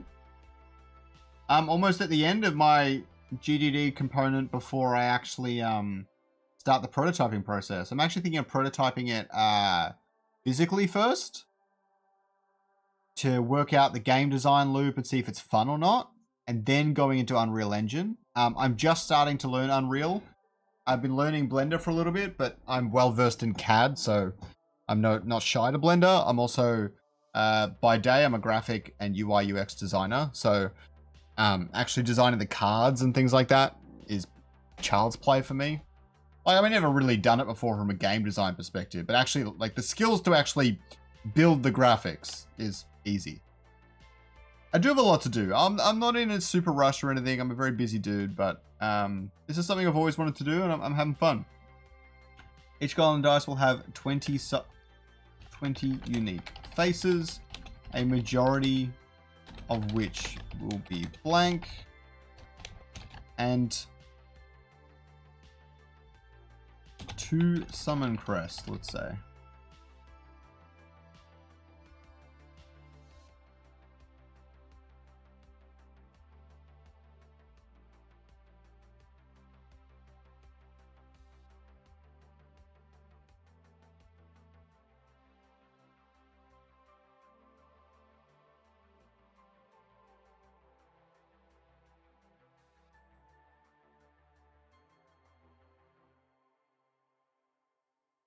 Why did I decide for Unreal Engine? That's a good question. I thought about a few different things. Firstly, I really like the idea of visual scripting and blueprints and that sort of stuff, and I really want to learn it. Part of me believes Unreal Engine is the future of game engines and things like that. But the big one was actually that I have a very specific idea in mind. The visual fidelity of the dice themselves and how cool they are, how they look visually, all of the particle effects and all that sort of stuff is very important to the core thesis of my game. And the second thing is I really want this battle board to look really cool. And also the 3D elements of that are very important to me. And so I feel like even though Unity can do it, it's not going to get to that level of polish that I want from Unreal Engine. To make everything really pop. And I really want the dice to feel really cool. Like, you pull this dice out of the thing and you're like, wow, this thing is sick. And then when you roll it, you're seeing it bounce around, all the ray tracing and everything. That's just something that I think Unreal Engine will be able to accomplish quite well. I'm not convinced I can do that in Unity.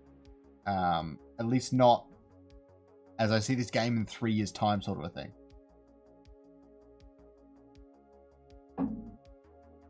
Okay, spell cards.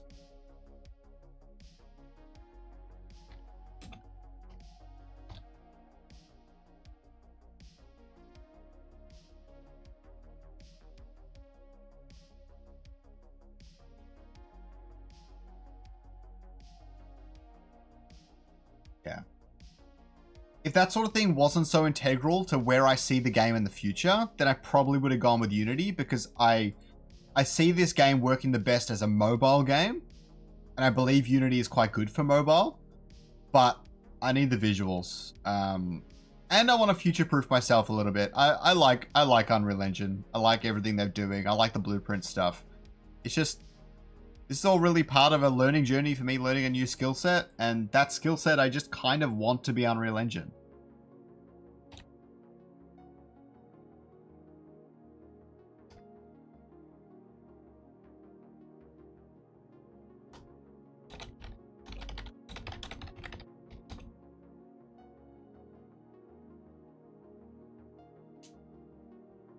The learning process is important to me, Manu. If I had to guess about where I go with this, I'd say I do it all alone to get a rough prototype functioning. I can play the game, it looks kind of shoddy and it doesn't work quite properly, but I can play the game, I can play with other people. That would allow me to learn the entire skill set. After that, then I go, okay, I do want to take this game to the next level. Maybe I hire a team, get funding, all that jazz. But learning the entire skill set is important to me. I was speaking with Caveman about this the other day, but it's something I've done quite well in my life up until this point. And I don't see I don't see the reason to stop it now. For example, I'm a UI UX designer, but I've got a rudimentary understanding of things like Java and back-end code and how to code apps and things like that. Actually, XML, I coded an entire app in XML. I taught myself for a semester for my honors year in university. And that sort of general knowledge on that sort of stuff helps me be a better designer for the UI side of things. So I feel like that's where I want to see myself with this, is I want to learn everything. Even if I'm no pro or god at it or anything, I want to learn the entire skill set. And then if I am a game design lead, I have a much better grip at talking to the team that is working on the game. If that's where that takes it, I'll be like, okay, I know this is achievable. I kind of understand the game logic and why this probably shouldn't work. And then I can instruct or pivot based on that information. It's just a very different understanding that makes you way better in a leadership role, at least.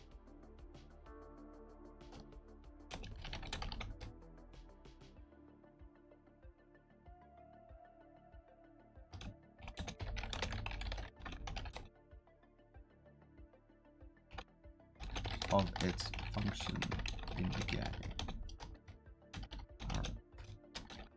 Variety of spell cards,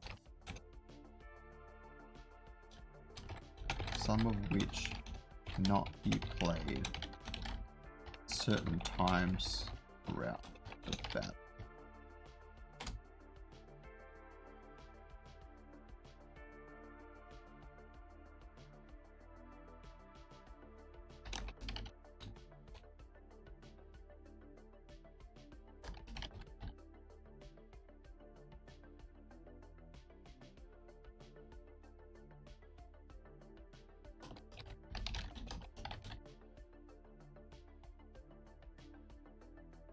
Yeah, so I might not full solo dev a game, but I do want to learn all the roles before I get more into game design, generally speaking, at least. What sort of games did you work on in the past, Manu?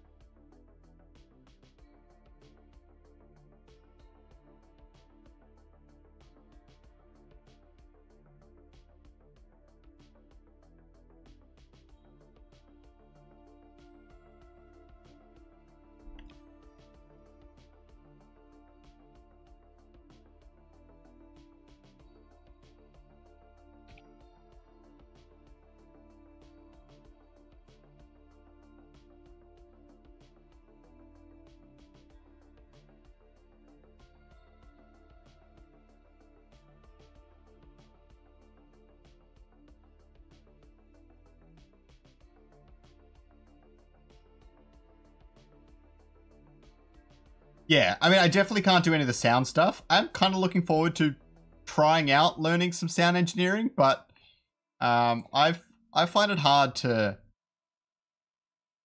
get into things that I don't enjoy. I've never been a big sound guy. Oh yeah, which React Native game went viral and had 10k players? You might like to speak to Sky. He's really into React. 3D modeling? Well, even though that's my one strength, because I've been doing CAD for such a long time, like I can do any product pretty easily and very quickly. Game design modeling and like sculpting and stuff is a whole different kettle of fish. So I'm trying to learn that, but at least my background's making it a bit easier for me to get into it.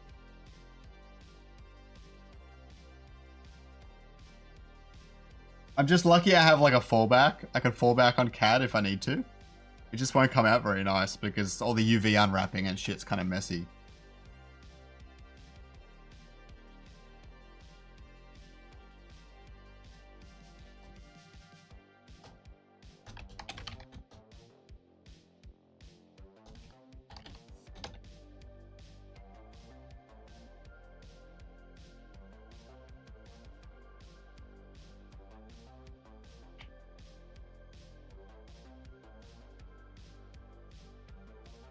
You got it from community? That's great.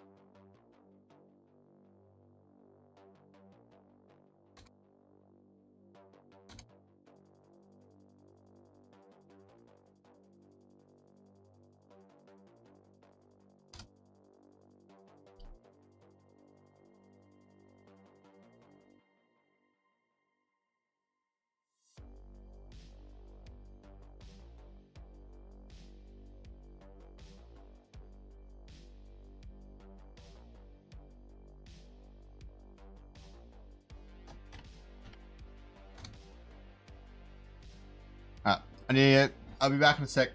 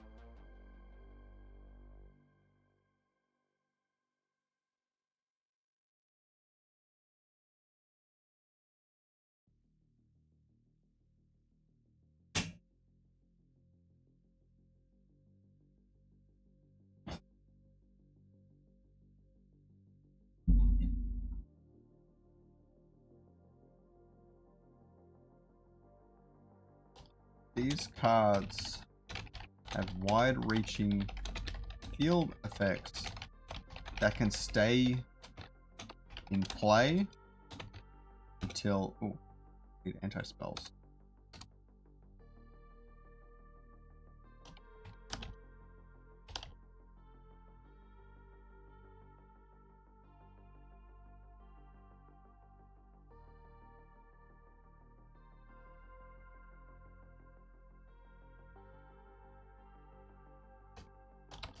Players cannot buy more than 2 spells from the pool, from the deck, on any given turn.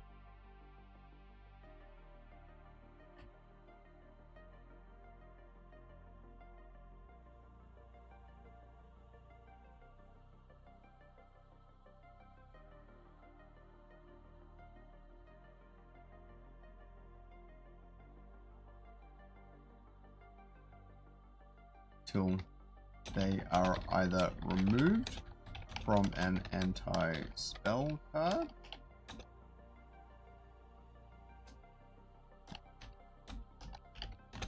or replaced by a different terrain effect played by either player.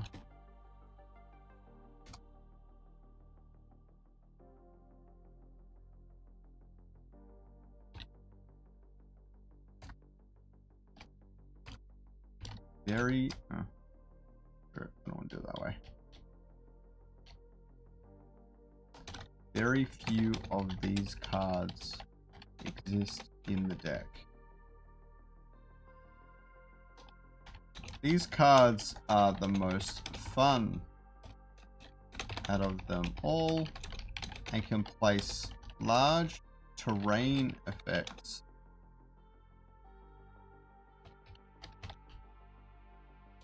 large or small terrain obstacles onto the playing field. Anything ranging from large boulders, blocking a 3x3 grid, all the way to a L or UJ brackets intended to barricade specific creature. These terrain effects never be destroyed.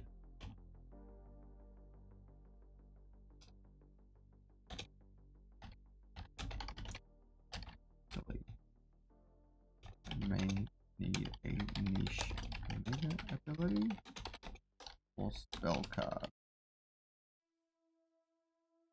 Dice rerolls. These cards can only be used before the dice have been rolled a given player's turn.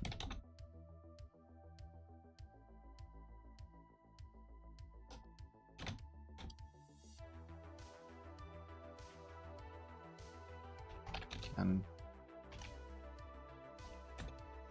things like allowing an additional roll,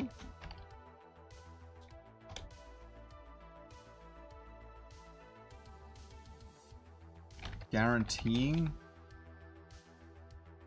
a die lands on a specific face,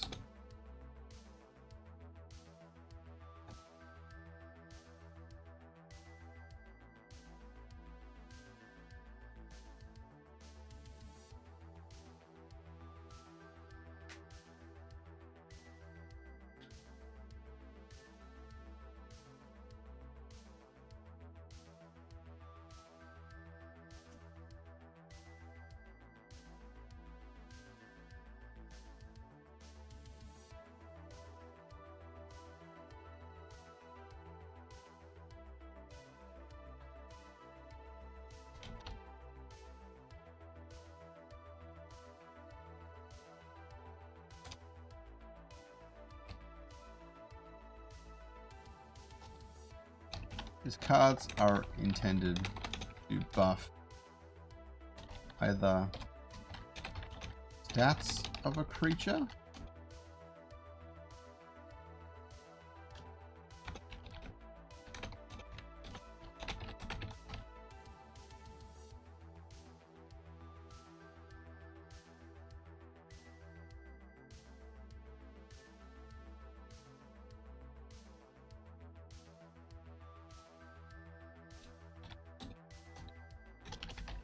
ability's power output on the same turn,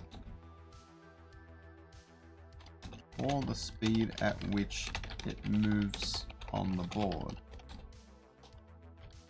These effects typically last one turn, but general stat buffs can last indefinitely.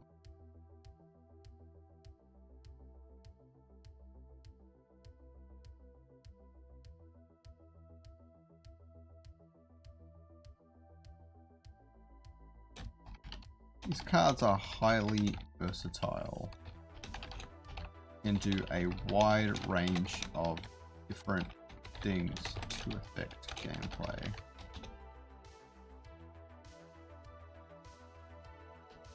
They may stun opposing creature, prevent the use of defense, press,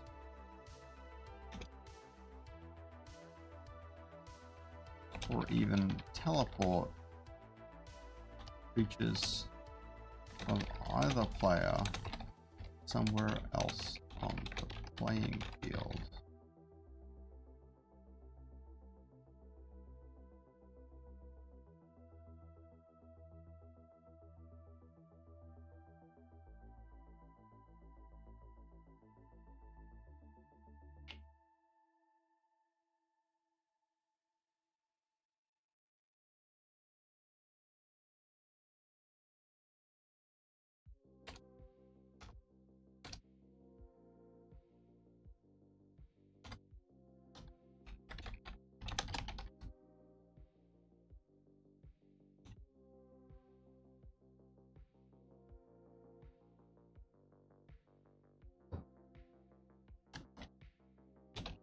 Cards deal damage to opposing creatures.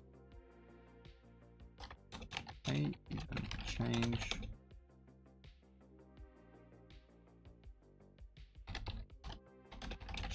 the affinity of a creature on the board. These cards deal damage to opposing creatures, sometimes in an area of effect. Cards are used purely to negate, remove field effects,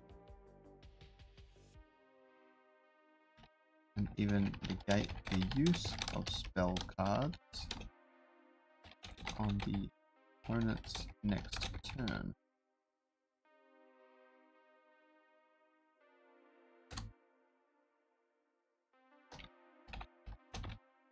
Difficulty of summoning guard creatures. There will be one legendary card in the deck that makes this significantly easier. Guarantees their summon. These cards are intended to be used in conjunction with one another.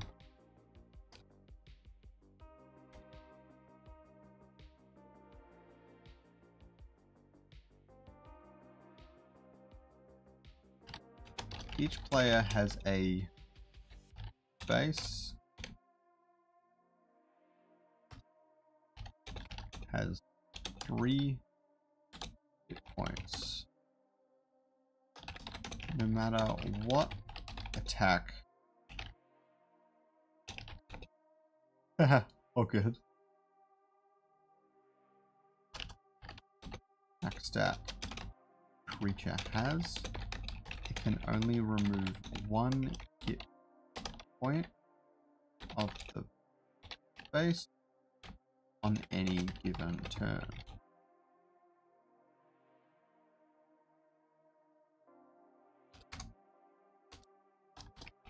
When destroyed, Hosting. Player wins the game.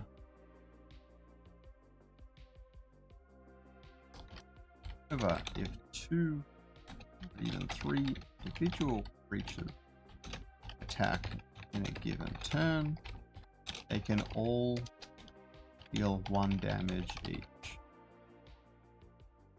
Wolfsville. Yeah, I know werewolf. Yeah, that wouldn't shock me. Is it like if it's a mobile werewolf game? That wouldn't shock me that people would love it. That name is hilarious.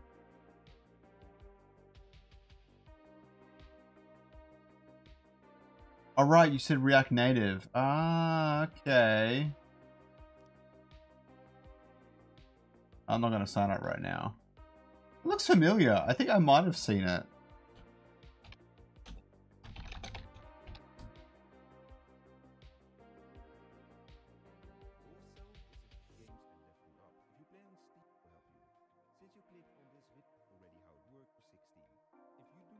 Nice.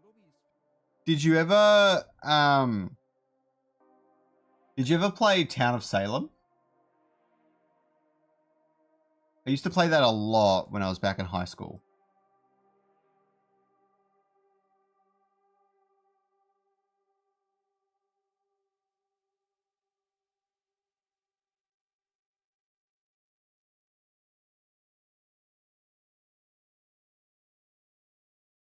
Yeah, love Town of Salem.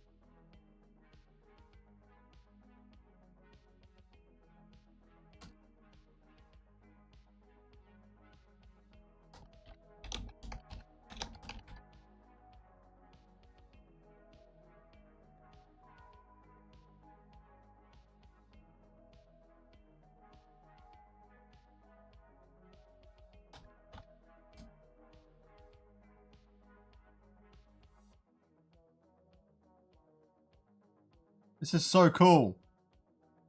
I've never I don't really know Notion very well, but this is pretty cool.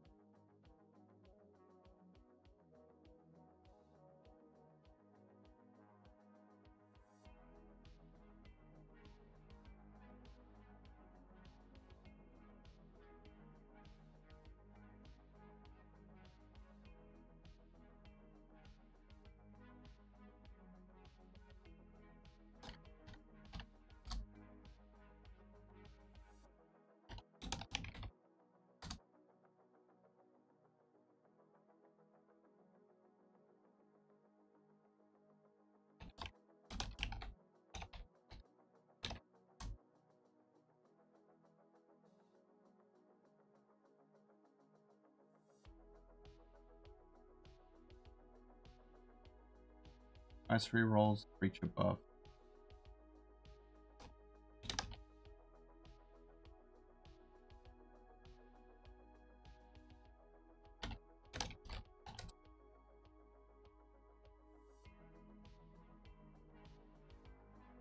Back control, creature damage.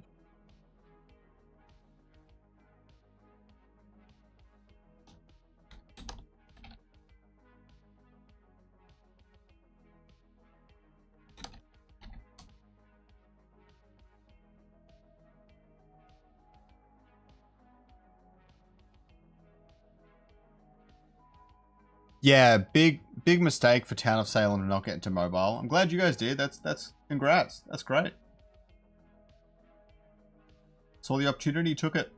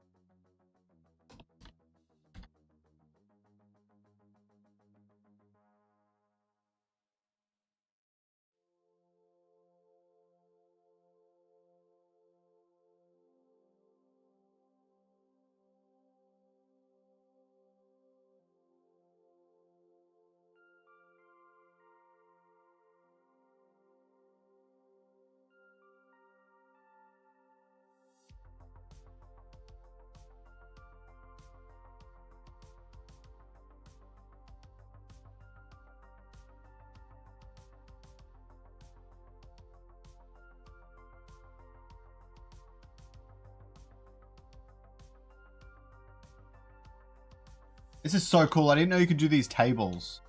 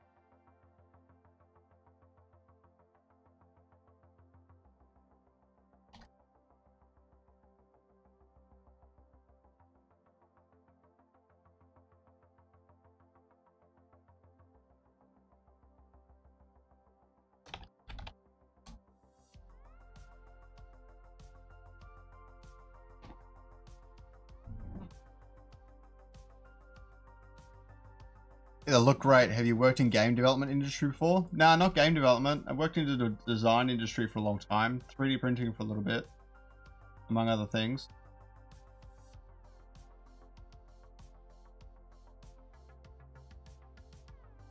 Movement, defense, summon.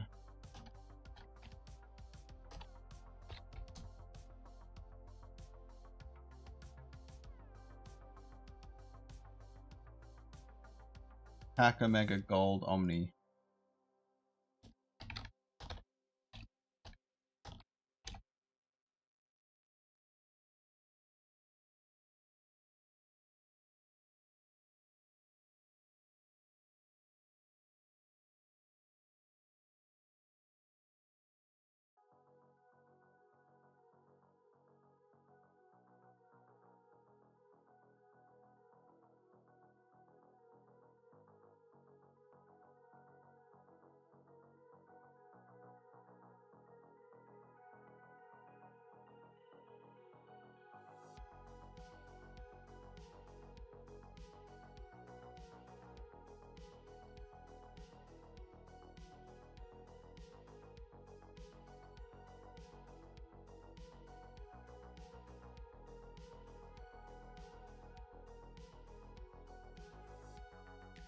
How do I scroll this across?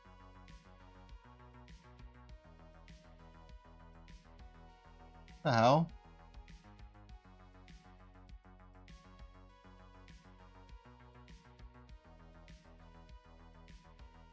Ah, right. Okay.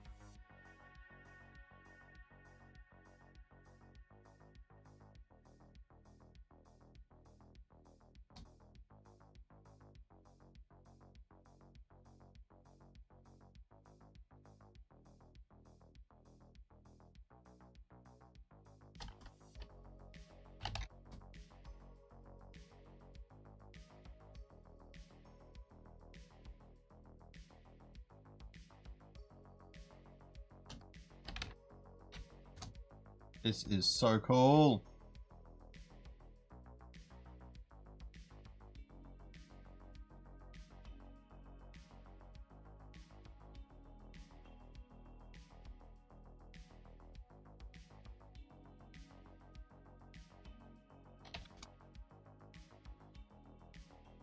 They're so cool. It's got little loading bars and shit. The fuck?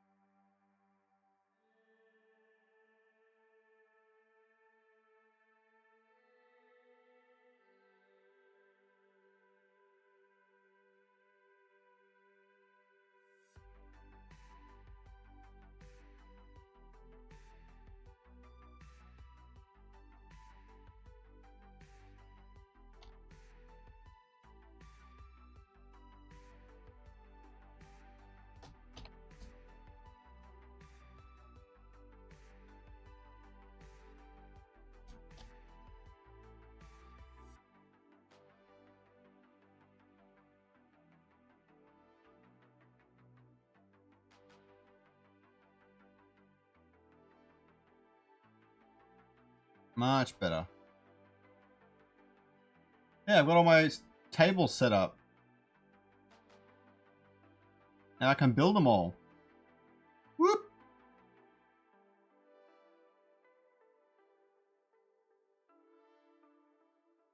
wonder if I should get like ChatGPT to actually design all my cards and stuff for me. That'd be kind of rad. I think it's fine. I'll do it myself. It'll be fun. It'll be a fun session. Just working through all that.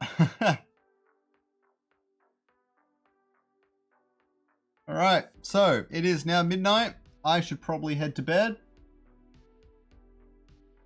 Oh, I'm gonna DM.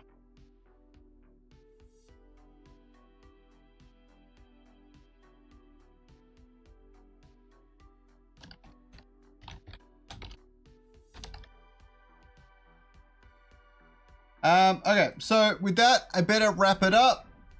We need ChatGPT for 3D modeling. Yeah, EA, was it EA or Activision? One of the big companies just revealed that they've built ChatGPT for 3D modeling. I don't know how good it is really, but they demoed it and it actually looks pretty solid. It looks very, very impressive.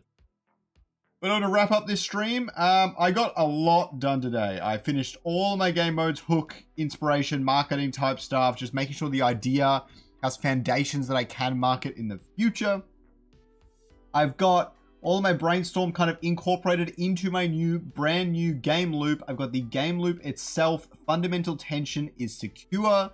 Character affinities and all the rest of it are sorted. And I'm just starting to build my tables for my dice, my creatures, and my spell cards. Those are the 3 core components of the game. Absolutely love it though. Have a good one, guys. Thanks so much for stopping by the stream, especially Manu and Sota. Had a lot of questions, had a lot of chat. I've absolutely loved to see it. I'm looking forward to building out these tables. It's going to take me like 2 sessions maybe. I don't know. It's going to take a little bit of time. Once it's done, the design side of things should be pretty easy. It's going to be rough around the edges. I'm not going to have any brand new 3D models or art or anything. But I'll be able to get some stuff off. And then, yeah, just a handful of printing, some 3D printing, and I can do a physical prototype in about 24 or 48 hours once I've got all these tables filled in. So that's pretty exciting too. Yeah, not far off now. Have a good one, guys. I look forward to it too, Mano. Have a good one. Thank you for stopping by.